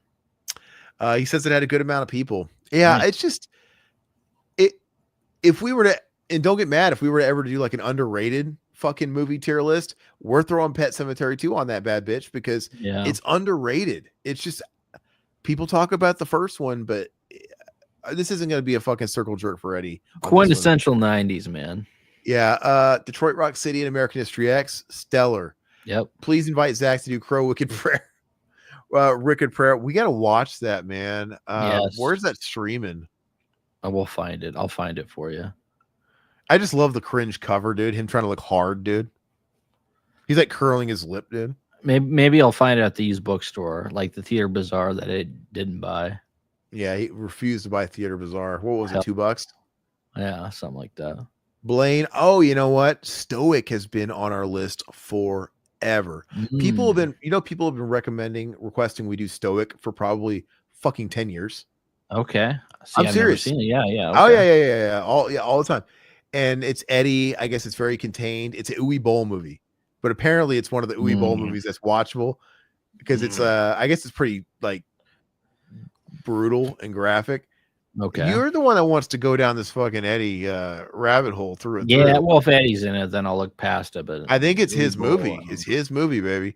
And Pecker's not great. I don't love Pecker. Yeah, Satan loves John Watt. I'm not a big Waters guy. It's just he has a couple. I like Crybaby. I think he's an acquired taste, and it's just not my taste. Yeah. All right, guys. So who's next? Todd. Chat. Yeah, you just went. Sorry. As is usual, we went on a fucking Eddie Furlong detour. The jerk off session. Okay, the Dentist 2. One of the only movies on here that only has 2 movies. But hey, The Dentist 2, guys. I like these movies, man. They're great, fun. Man. They're a lot of fun. And I think they just put out the Blu-ray not like a couple of years ago. The little 2-pack. The Vestron comes with 1 and 2. They're they're real fun. Like movie of the week. They're like, I mean, I think these are movies. They were maybe in theaters. I have no idea. Maybe not the second one, but maybe not. But these were movies I watched on like Showtime, Cinemax movies, Showtime, that sort of thing. But really, really, really great. Like the Saturday night matinee type stuff. Never seen it. don't want to watch any dentist movies. See, this is why they make them, because some people are terrified of the I dentist. hate the dentist too. The dentist, that's a fear that never really reached me. I've never been super scared of the dentist. Satan, same thing. He doesn't I'd like rather go dentists. to the dentist or I'd rather go to the doctors than the dentist, but that's just me. I think I'm backwards on that, because I feel like you can get bad news at a dentist for sure. Like they can find bad diseases because of your dental, and there's like certain, like Warren Zevon, he found out he had his terminal cancer because something the dentist can tell. But I feel like you're going to get bad news at a hospital before you get at a dentist. And I'm really good with pain. Like I don't, if unless it's absolutely impossible, I don't even get Novocaine up. I don't want to get numbed up, because my threshold for pain, the annoyance of having to go through Novocaine and be numbed up and having your jaw slacked, and dude, fucking my jaw will be numb for like 7 all night long, and I can't eat, and I can't. I'd rather have that than go to the Nope. doctor. Oh no. So I'm like, you know what? I've had teeth pulled. Don't yeah. Don't numb me. Don't numb you? Nope. You're I've crazy. I've done it. I've done it because it's not worth the fucking pain in the ass of being numbed. Did I ever tell you when I was like, I think I was like 27 or 28, I had 7 wisdom teeth. I got them all pulled out at once, dude. And I was out of commission for like 2 weeks, dude. It was terrible, man. Yeah. Well, I had 5 wisdom teeth. That I did get numbed, because I'm not going to get because they were like overlapping, and I had like the freak one growing next to it. I had like they were nuggets. Yeah. Like they were taking up one spot of my gums, and it was causing swell. So that they had to cut. And so that one I did get numbed, because that was more of an oral surgeon thing. But yeah, if we're talking about extraction, man, whatever, you can do a deep cleaning, man, where they really get under your fucking bones, and it's like not like flossing, they deep clean your ass. I don't care. I had to go in a week before my wedding and get a bunch of pills to lower the swelling, because it was that bad. Satan needs to get his prostate checked. I mean, I think Mendoza can help out with that. I probably better start getting my prostate checked too. I get colonoscopies, man. I mean, I'm 39 this year, and I just got my second colonoscopy, so I've been getting them for a while. And my dad died of colonoscopy. He was dead by the time he was like 42, 3, 4. He was, and it's a slow moving cancer, so he had probably had it for years. So this whole thing about waiting till you're 50 before your insurance will bullshit. Get checked. Okay, so I'll be getting mine too here soon. Dentist 2. Yeah, what do you guys think of it? Oh, they don't like it. They don't like dentist movies. So we can take this one if you want, or where do you feel? I think it's solid. I think it's kind of in league with the first one. I'm always going to like the first one better. But I think they're solid movies, man. They're like strong 6s and 7s. Yeah. You know what I mean? I'll throw it up there. Yeah, they're super fun. I love Corbin Burnson too. He's great, man. Yeah. So okay, say 10, you're 47. Yeah. So you're at the age. I mean, Todd's 40. Yeah. So you're gonna get your ass checked a little earlier than what your insurance is probably gonna want, but just push for it. If you push hard enough, and it's just worth it. It's it's kind of shitty prepping for it. It ain't that big of a deal though. But once you get it done and it's over with, you're glad you did it, because you feel like, oh, I'm good for a while. You've done it like 2 or 3 times now, haven't you? Yeah. Yeah. I just don't. The worst part, I can fast. I can fast for like 24 hours. That's not that big of a deal. Yeah. Not eat. Drinking the shit. The previous it's like Gatorade though, it makes you shit. It's not as bad as it used to be. Now you just buy like Miralax, this stuff in a powder, Miralax and this other powder, and you can mix it with Powerade, but it's not as bad as it used to be. It's tolerable, but it ain't good. You're not going to be wanting to drink Powerade or Gatorade for a while, because it kind of makes it nasty, and you have to drink a lot of it. Yeah, and you have to drink it on the clock. Like every 15 minutes, you got to drink like 10 ounces of this shit. And it's like, it's a whole bunch. And so the last time I did it, I remember it wasn't that big of a deal, like the actual cleaning me out. But the last time I did this, I was in fighting shape. I was already eating super healthy. My engine was running really clean. So it wasn't a big deal. But I'm going through the whole 9 months pregnancy thing, kind of eating what my wife's eating, and I just did it. Whoo! I needed to be cleaned out. I was dying, dude, all night long on the fucking toilet into the next day, praying for just death, dude, because it was painful. So Too much yeah. cheese. Leprechaun Returns. I would do a pre-cleanse before you actually do the cleanse time. Leprechaun Returns. Is this me? Yeah. I was late tonight because I was squeezing out my Cologuard sample.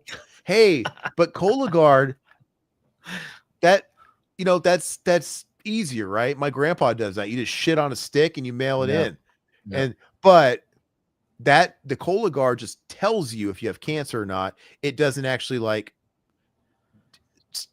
screen That's you for and polyps pop. and all that shit. Yeah. So it's good it's still great though. Like I'm thinking about doing that too, just to have it. And might as well. All right. Leprechaun Returns. This movie is very, very, very, very forgettable. I'm not going to talk about it a lot because I think we talked about this recently, doing all the Leprechaun commentaries. Yep. Let's put this in. It tries to capitalize being a sequel to the first one, but I'm going to put it into a high awful waffle. It's just super forgettable, man. And yeah, I don't know. I don't want to say I can dig it. It's probably a 4 at best. All right. Yeah, meh. Say 10. How dare they try and fill Warwick's tiny shoes with that pretender to the throne? I haven't seen Prophecy 5. Neither have I. Anybody seen Prophecy 5? Have you guys seen this one? Anybody seen Prophecy 5? Go ahead and put it not seen until somebody says something. Okay. Like I said, this is another series. How do they get away with making so many Prophecy movies? I know, right? Did anybody even like the first Prophecy movie? Did anybody see the first Prophecy movie in theaters to warrant a sequel? Is what's his face in the Christopher Walken? Christopher Walken in the third one, or I think the second one? All of them. I think he's in all of them. Okay. And how somebody parts, or is he? Somebody must know where he buried some bodies for him to keep doing the Prophecy movies, and he was doing this during like the days where he was doing bigger movies. Like, why are you doing Prophecy movies, man? Yeah. And I don't know anybody that really likes the first one, to be honest with you. Yeah, I don't know Mutineer. I don't know if he was in part 5. I don't think he was. Was it Vinegar Syndrome that put out the Prophecy box set? Yeah, the first 3, I think. That was cracking me up looking at the forums and shit like that on that one, because everybody was like acknowledging their illness of must-buy Vinegar Syndrome drop. Excited about it, yeah. No, but everybody was like, God, the sickness is getting me. I know deep down these movies suck, but I want to get this for some reason, but I don't. The packaging. Yeah, it's like, no. If you don't like them, don't get them. Okay, go ahead. Oh, sorry, man. We caught you on your lunch break again. Sorry, bro. Have a good shift. Hey, take care, Satan. He probably was having fun. He's the best part of any of them. I would hope so. I mean, he's awesome, but Jaws 4: The Revenge. Who is this, me? Yes. I've never seen this shit. You can have it. Is this Michael Caine, dude? I can't remember part 4. Anybody in the chat, can you remember part 4? I think part 4 is Michael Caine, right? But I can't remember it. And I remember it was shitty. From what I remember, but I don't remember a whole lot of it, so I don't want to. I know somebody in the chat seen Jaws 4.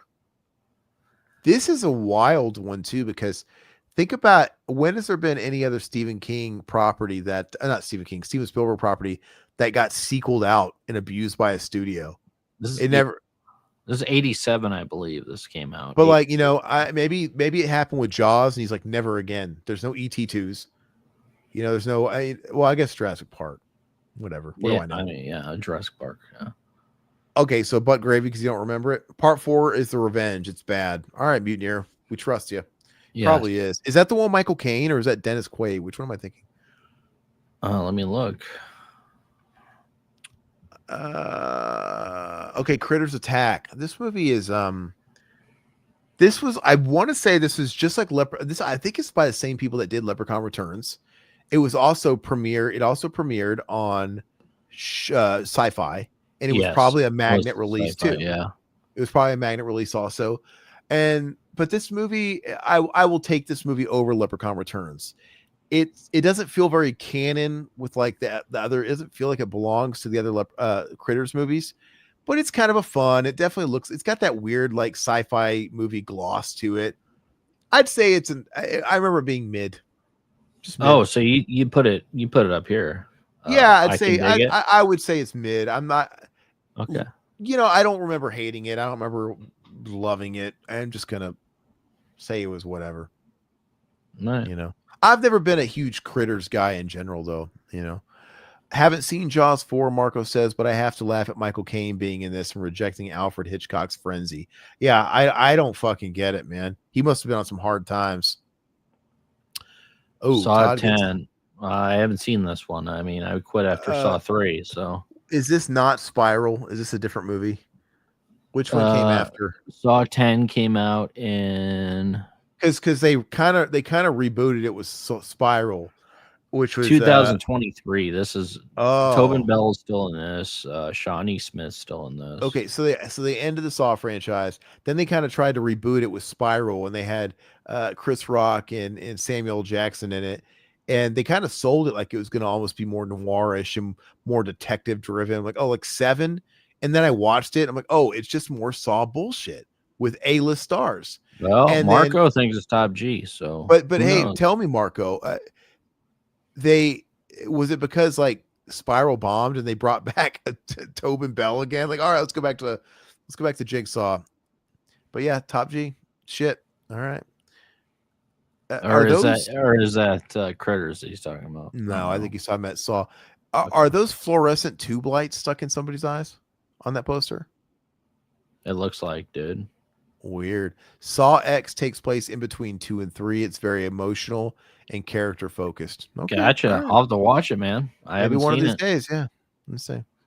All right. I did like the first 2 Saw movies. So, all right. Next up. Oh, how much could they keep de-aging Tobin Bell though, man? Oh, Paranormal Activity. I think it was AI in that one. Wasn't he already dead? The actor? Yeah, isn't he? He's not dead. Oh, he's not. Okay. Is Tobin Bell in the room with us now? Paranormal. I like how Todd spelled paranormal. Yeah. as in not right. It's incorrect. Next again, dude. Good Lord, dude. Patty Normal next to kin. Paranormal next to kin. This is mine, and I'm glad I have it. This is yet another movie. I'm pretty sure they put on like Max or Peacock. Yes. Peacock, I think it was Peacock. And I watched it. And this movie is terrible, guys. It's really, really bad. Look, I think the Paranormal Activity movies, they can be fun. The first couple were fun. Even though it's like, look, this is kind of a schlock thing that's getting beat dead. They're really milking this, wringing this out. But they were fun, and it is what it is. This movie's bad. And again, these movies were doing gangbusters, and it makes you wonder, why would they do this and throw this on Peacock? Yeah. It must not be very good, and it's not. It's terrible. This is butt gravy, dude. All right. Butt gravy. Terrible. I kind of figured. Even though I do like some of the Paranormal Activity movies. Yeah, it's really terrible. There you go. Nuns have no fun. None 2, Todd. I've never seen the Nun 2. I never seen this shit, and I never will see this shit. Anybody in the chat seen Nun 2? Some people actually like this movie, dude. Dude, I saw that Nun actress does conventions, and I see her posing with fans, and I'm like, take the mask off, lady. Oh, you're not wearing a mask. She straight up looks like the Nun, dude. Some people like him, man. I don't get it, man. Dude, even the Nunsploitation movies from like the 70s, you know what? 80s, it's actually totally possible that I've seen the Nun and I just forgot about it. That's how bad I got so tired of this James Wanaverse. Yeah, I'm gonna look it up. All look the same, dude. If I saw the movie, I logged it, so I'm gonna look at it. And damn, you're seeing top G. I knew some people liked it, man. Okay, I don't have it marked, so I never saw the Nun 1, so I probably never saw the Nun 2 then. Let me just double check. Make more, he says, Mutineer. Okay, so if I got to be totally fair, I've never seen either Nun movie. So I've never seen them. I'll be fair. Where do you want it, Top G? You want it ahead of any of these movies? Oh, let's be real. Come to Earth, Todd. Put it in the butt back. Come on. Come down to Earth. No, you know what? Earth. Come down to Earth. But top G, just put it on top G. It's fine. All right. Don't you dare touch Alien or whatever. Okay, so that now this is chats. No, let's just pass it. Let's just keep it moving. So it's back to me.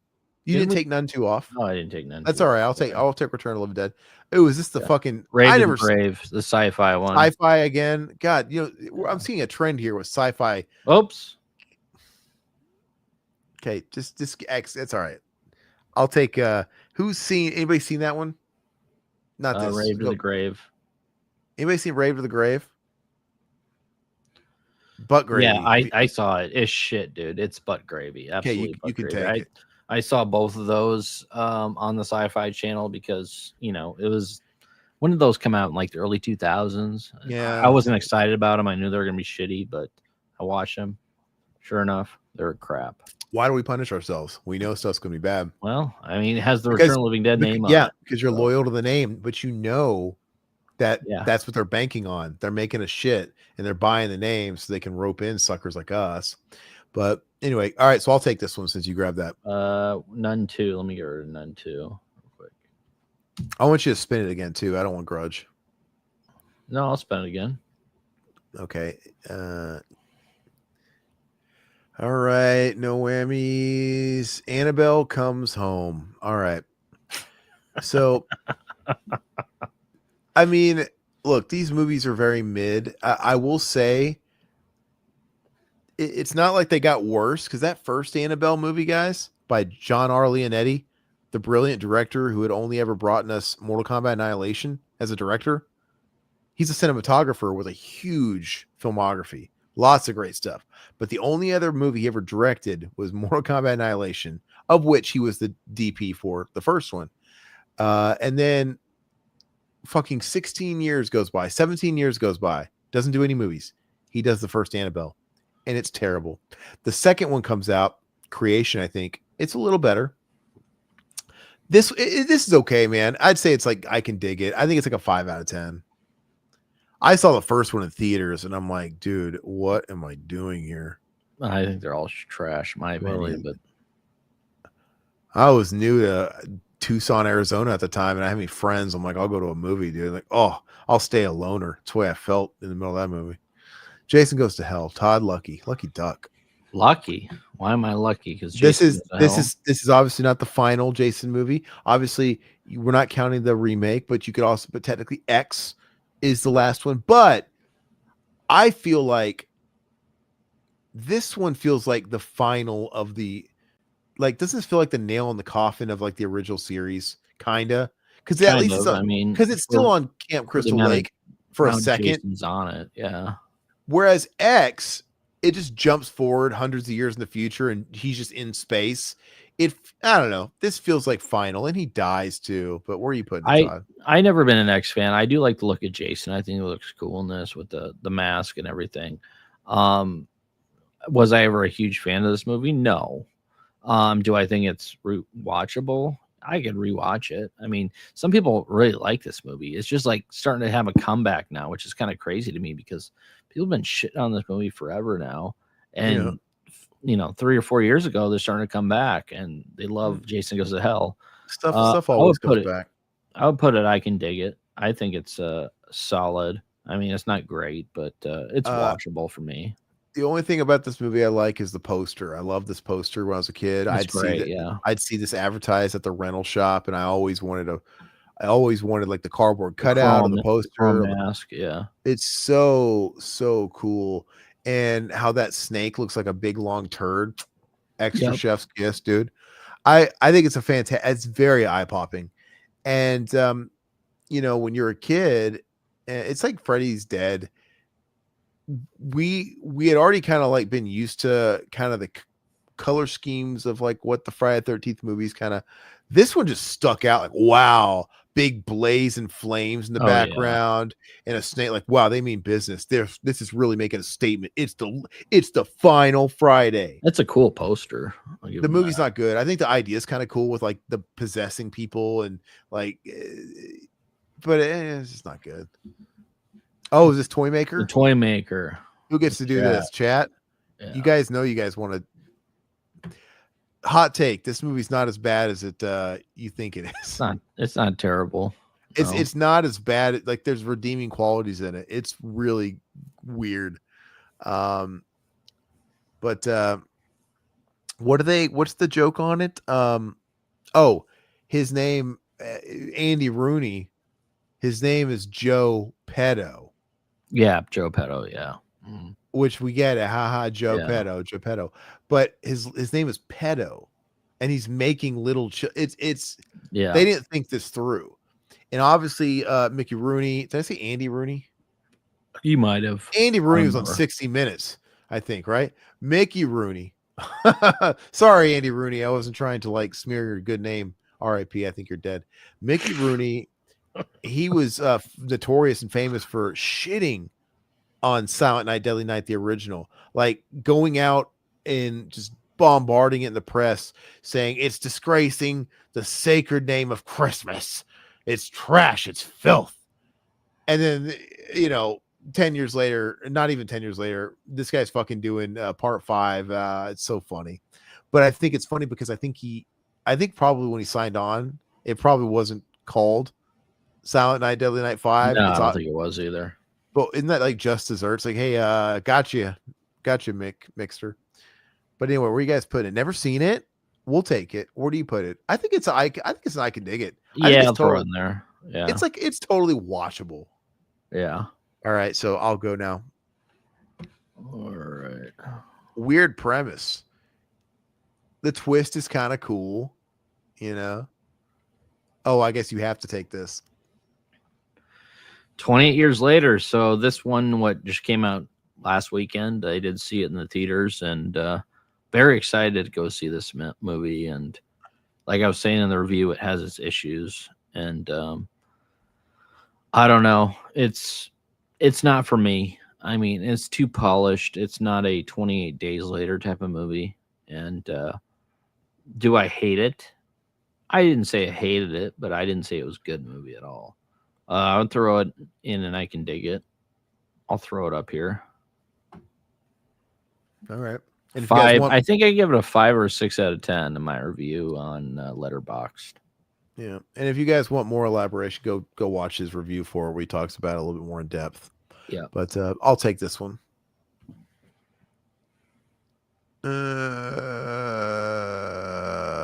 Psycho 4. Wow. Great. Okay. Yeah, we're fans of Psycho 4 in the Revival House. Mm-hmm. This movie is a I guess it's almost flawless victory. Yeah. Oh, I put in top G, but you sure about that? Oh, it's not a top G. Oh, I would. Almost flawless victory is 7 and 8 range. I think that's fair. I don't think it's a 9 or a 10. No. Okay. But yeah, it's a strong movie. It's a great movie. Oh, it's made for TV movie too, right? It shows you can do a lot with the powers of prime time. Poltergeist remake. I've seen this. Have you guys seen this with Sam Rockwell? I haven't seen it. No. Anybody in chat? This is technically yours. If you haven't seen it, I'll gladly talk about it. But this is definitely in the category of film of pointless remakes. Why they remade this movie, I don't know. They basically just sort of tread the same fucking ground as the original, but not as good. It's the whole time you're watching it. It's like, yeah, I guess if the first Poltergeist didn't exist, this would be all right. But you're watching it the whole time. Like, why am I watching this when I can watch the original? You know what I mean? It's like they're redoing everything in the original, but not as good. It's like the Gus Van Sant, or is it Gore Verbinski or Gus Van Sant who did Psycho? Is that Gus Van Sant? Yeah, Gus Van Sant. I think it's like the Psycho remix. Like maybe this would be all right if the first one didn't exist. Which I did rewatch the original Poltergeist not too long ago, like maybe a month ago, and I never can get into it, man. I love the tone, I love the look, but I just can't get into it. I don't know. Mutineer says that too. I don't love it as much as a lot of people love it. I think it's a solid, fun movie, but I don't think it's. I know it's got Toby Hooper, but it's got the Spielberg connection, and I don't know where you guys believe on the who really directed it or not. It feels like a Steven Spielberg movie. Yeah, absolutely. And I actually, when I think of this movie, my brain categorizes it more like E.T. and shit. Honestly, it Yeah, does. absolutely. Yeah. Than I do like Amityville. Yeah. Because I know it's got a little bit of both, but it's got this like family friendly Steven Spielberg sheen to it. It does. Absolutely does. Yeah. It's like the Hollywood version of Amityville. But it's still fun. All right. But anyway, this movie, I'm gonna go ahead because I don't think they saw it. We're gonna put this in Awful Waffle because it's pointless. Like I said, Yeah. it's watchable, but why? Why watch it? Are you scared, honey? Are you afraid? I gotta watch Poltergeist 2. I gotta watch Poltergeist 3 again too. It's been a long time. I've never seen Rings. Have you? I never watched this bullshit. Everybody talked about how bad it was, dude. I wasn't about to watch this shit. Is this Rings on a Plane? Is this the plane movie, dude? I don't remember what. Where like everybody's watching the Ring movie and it's like fed through like their plane TV on the back of everybody's chairs. Is it? Am I wrong on that? I don't remember any. I didn't even remember this coming out. Dude. I think it's Rings on a Plane, dude. It came out like in the last 5 years ago. They included it in the box set that Scream Factory put out with Ring 2, and Rings. Maybe one of these days I should watch it, but I just know it's not going to be good, you know. But let's go ahead and put Never Seen It. Yeah, I threw it in there. All right, let's go ahead and spin that wheel. 2. I thought we had 4 left. Okay, we have 4 for. I must have forgotten some. Okay, I've never seen Grudge 2020 either. Anybody seen that? The remake of the Grudge? I haven't seen it either. The remake of the remake? Yes. Okay, put it Never Seen It. Okay. So sorry, amateur hour. We have Wicked Prayer. Sounds like a Madonna song, dude. Yeah, it's funny. We're gonna watch it. I'm gonna watch it fresh with virgin eyes for the commentary we gotta do. So it's TBD. No, come on, dude. This isn't school, dude, where you start with an A and you have to keep it, dude. We're not doing that, dude. Yeah, so put it down there, TBD. Wow, you didn't put New Nightmare on the wheel? I did. All right. I it's forgot not on the wheel. Let's do Puppet. Let's save New Nightmare for last. Put Puppet Master. Okay, Puppet Master. Now, is this not including all the weird spin-offs like demonic toys? This is the legacy. This is the last origin Puppet Master. Isn't Corey Feldman in Puppet Master versus Demonic Toys? I don't remember, but Yeah. this is what came out in like 20-something, 2010s, I think. Yeah, I watched Puppet Master Littlest Reich, which to me is the last real Puppet Master movie, which was solid. But that movie kind of feels like Critters Attack. It's like, it's kind of its own thing. I never seen this one. I mean, this is Mac territory, man. Hey, I can dig it. Okay. It's a clip show, dude. That sounds terrible. Okay. It's like Garbage Day. What do you, Marco? Do you want a high I can dig it, or where do you want it? I put it at the bottom. All right, just let me know if you want me to change it. All right, and then lastly, we can all tag team this. New Nightmare. I think New Nightmare is. I think it belongs in the almost flawless category. Me too. Personally, me too. I think it's at least a 7, if not an 8, and it literally is. It's almost a fucking awesome movie. Yeah, almost. It's got so much going for it. The whole concept is great. The script is more or less great. I like how it's sort of emulating and real life's taking over. Like he's emulating the kills from the first movie. Cool. Yeah. Right. Mm-hmm. He drags Julie up the wall, just like Tina. He's emulating the shit, which is really, really cool. It just really falls apart with the whole Hansel and Gretel stuff it's trying to do at the end. And I don't like all that stuff, but it's a really good movie, man. Gosh, man, this is a movie I really wish there was like some hidden director's cut, assembly cut, producer's cut out there that just, because I don't think it goes dark enough. It doesn't. I remember how excited I was when this first came out, and I loved it when it first came out, and then I kind of fell out of love with it. But I still think it's a good movie. I feel like with the actual concept and the story, this should be as dark as the first two. Absolutely. Yeah. And there's too many bright shots, daylight. I don't know. There's too many like Freddy in the hospital. Mm-hmm. You see too much of that rubber mask and it makes it look not, I don't know, but A for effort. yeah, it's all potential that never comes together. Standard Wes Craven. He obviously executed this idea with Scream. This is like proto Yeah. Scream, and then Yeah, absolutely. he did the whole meta thing with Scream, self-awareness, much better.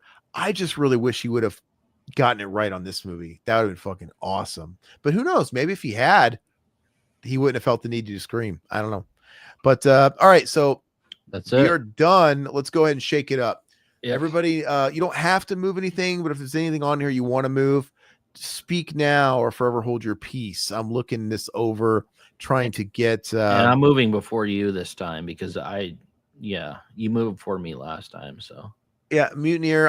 Of course I credit Scream to Kevin Williamson too, but there just has to be some influence with Wes. It can't be a coincidence that he was doing the same thing with this previous film. I just feel like there's got to be some collaboration there. I don't know. It'd be interesting to know like what Kevin Williamson's early drafts were like, right? Did Wes Craven have any input and say hey, and they worked on it? I don't know. But the Freddy mask didn't look good since part 2 or 3. It stopped looking wet and slick and started looking rubbery. 100%. Yeah. Very, very true. Yeah, he didn't look like so much like a burn victim anymore. And then when they made him look like a burn victim anymore, it's a shitty remake. He looked like a CGI burn victim, dude. Like terrible. The CGI holes in his face. Anyway, what are we gonna move, Todd? I already know what I'm moving. Okay, go ahead. Just go ahead and shout it out. Psycho 2 is going top G. That's Psycho 4. Psycho 4. Sorry. Psycho 2. Psycho 2 would be top G. But Psycho 4 is going up there too. all right. I am going to. Anybody in the chat want to move anything? I'm trying to. Okay, I'm just gonna do it. Jason Goes to Hell is butt gravy. Get that fucking shit out of here. Wow. Okay. Yeah, I mean, is this a shock to you? Like, oh, somebody doesn't like this movie? It's ass. I don't think it's butt gravy worthy, but okay. It's not good. It's fucking asshole. Just bad. People Under the Stairs is real Pete Craven. I like People Under the Stairs. Todd doesn't like People Under the Stairs last time he told me. I never really got into that film. I like People Under the Stairs because it's which I love Craven. It's an original story. It's really cool. It's got I don't know. I think it's really, really neat. And Last House on the Left is one of my favorite films. So Halloween Ends is butt gravy. Fuck you, Marco. Okay. All right. Okay. I'm actually surprised you're the first. It took so long to say that. All right, put it in butt gravy. He's not wrong. Where's it at? I can't find it. I put it and I can dig it. Right? Yeah, it's like 4 or 5. Here it is. Yeah. God, but you know what? As far as movie posters go, that is like the worst movie poster. It's terrible, dude. This back-to-back face-off thing. What is this? Yeah. Do they even know what kind of movie this is?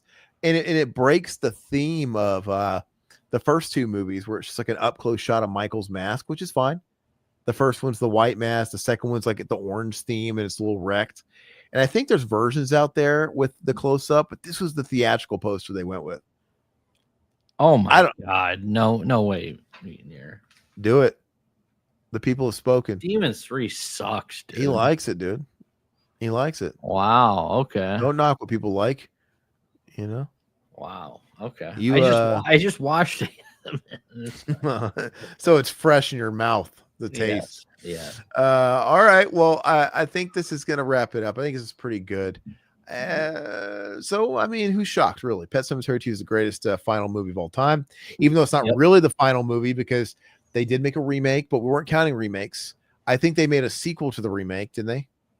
And didn't they make a prequel to the remake? Did they make a sequel? Yes. Did they make a sequel? Yep. Did they make a sequel to the remake? Am I crazy? Yes, they did. I don't even remember that. Was that theatrical? The one with David Duchovny? That's the prequel. Okay, so the sequel was. Did they make a sequel? They had another one. They had another one too. Yeah. They had the one with bootleg John Connor from Terminator Genesis as Creed, Lewis Creed.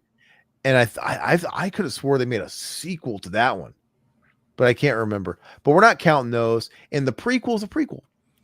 Okay, what was he talking about? Night of the Demons 3, or was he talking about Demons 3? He said Demons 3. Okay. He's already fucked up Just everything. It's all checking, right. Mutineer. Just checking. No. He's changed the course of history for good. All right, guys. Well, thank you so much. That was fun. Let's remind everybody, if you want to check out Todd's thoughts on 28 Years Later, his video is up for that. And I know my love for the Demons films is Highly Personal Tragedy. Sorry, Okay. guys. No, that's cool, man. Hey, whoever directed that's thanking you right now. But we never pitch it, but go ahead and follow us, dude. Feel free to follow me on Instagram, man. If you guys want to see pictures of my dog and follow my film journey, that's where I'm going to post daily Seinfeld quicks or whatever. What do they call them? I'm old. Reels. Yeah. The quickies. Check out my quickies. No, for me, I'm gonna, as time goes on, you're gonna be seeing more and more of like my film stuff on my personal channel. But feel free to follow us there. Feel free, obviously, our own channel here. If you guys are new to the channel, please like the stream, like the video after the fact. Please subscribe. One thing I wanted to address, I think it's really important to hit the notification bell. Here's my theory. Everybody talks about only a fraction of people that actually sub to somebody is watching your video. When you guys go on YouTube, especially on like your TVs, man, I watch on my TV, they promote the homepage. Yeah. You have to manually go to your subscriptions tab. I don't think and with your homepage, it's shoving at what they think you want to watch on there. And you might get, at least for me, I get a couple of like the things I subscribe to that'll be on that homepage, but it's like the really, really, really big YouTuber stuff. And so, and I'm guilty of like getting stuck on the homepage, man, because I watch the homepage and I'm like, oh, there's good. I go down the rabbit hole and I find new stuff or whatever.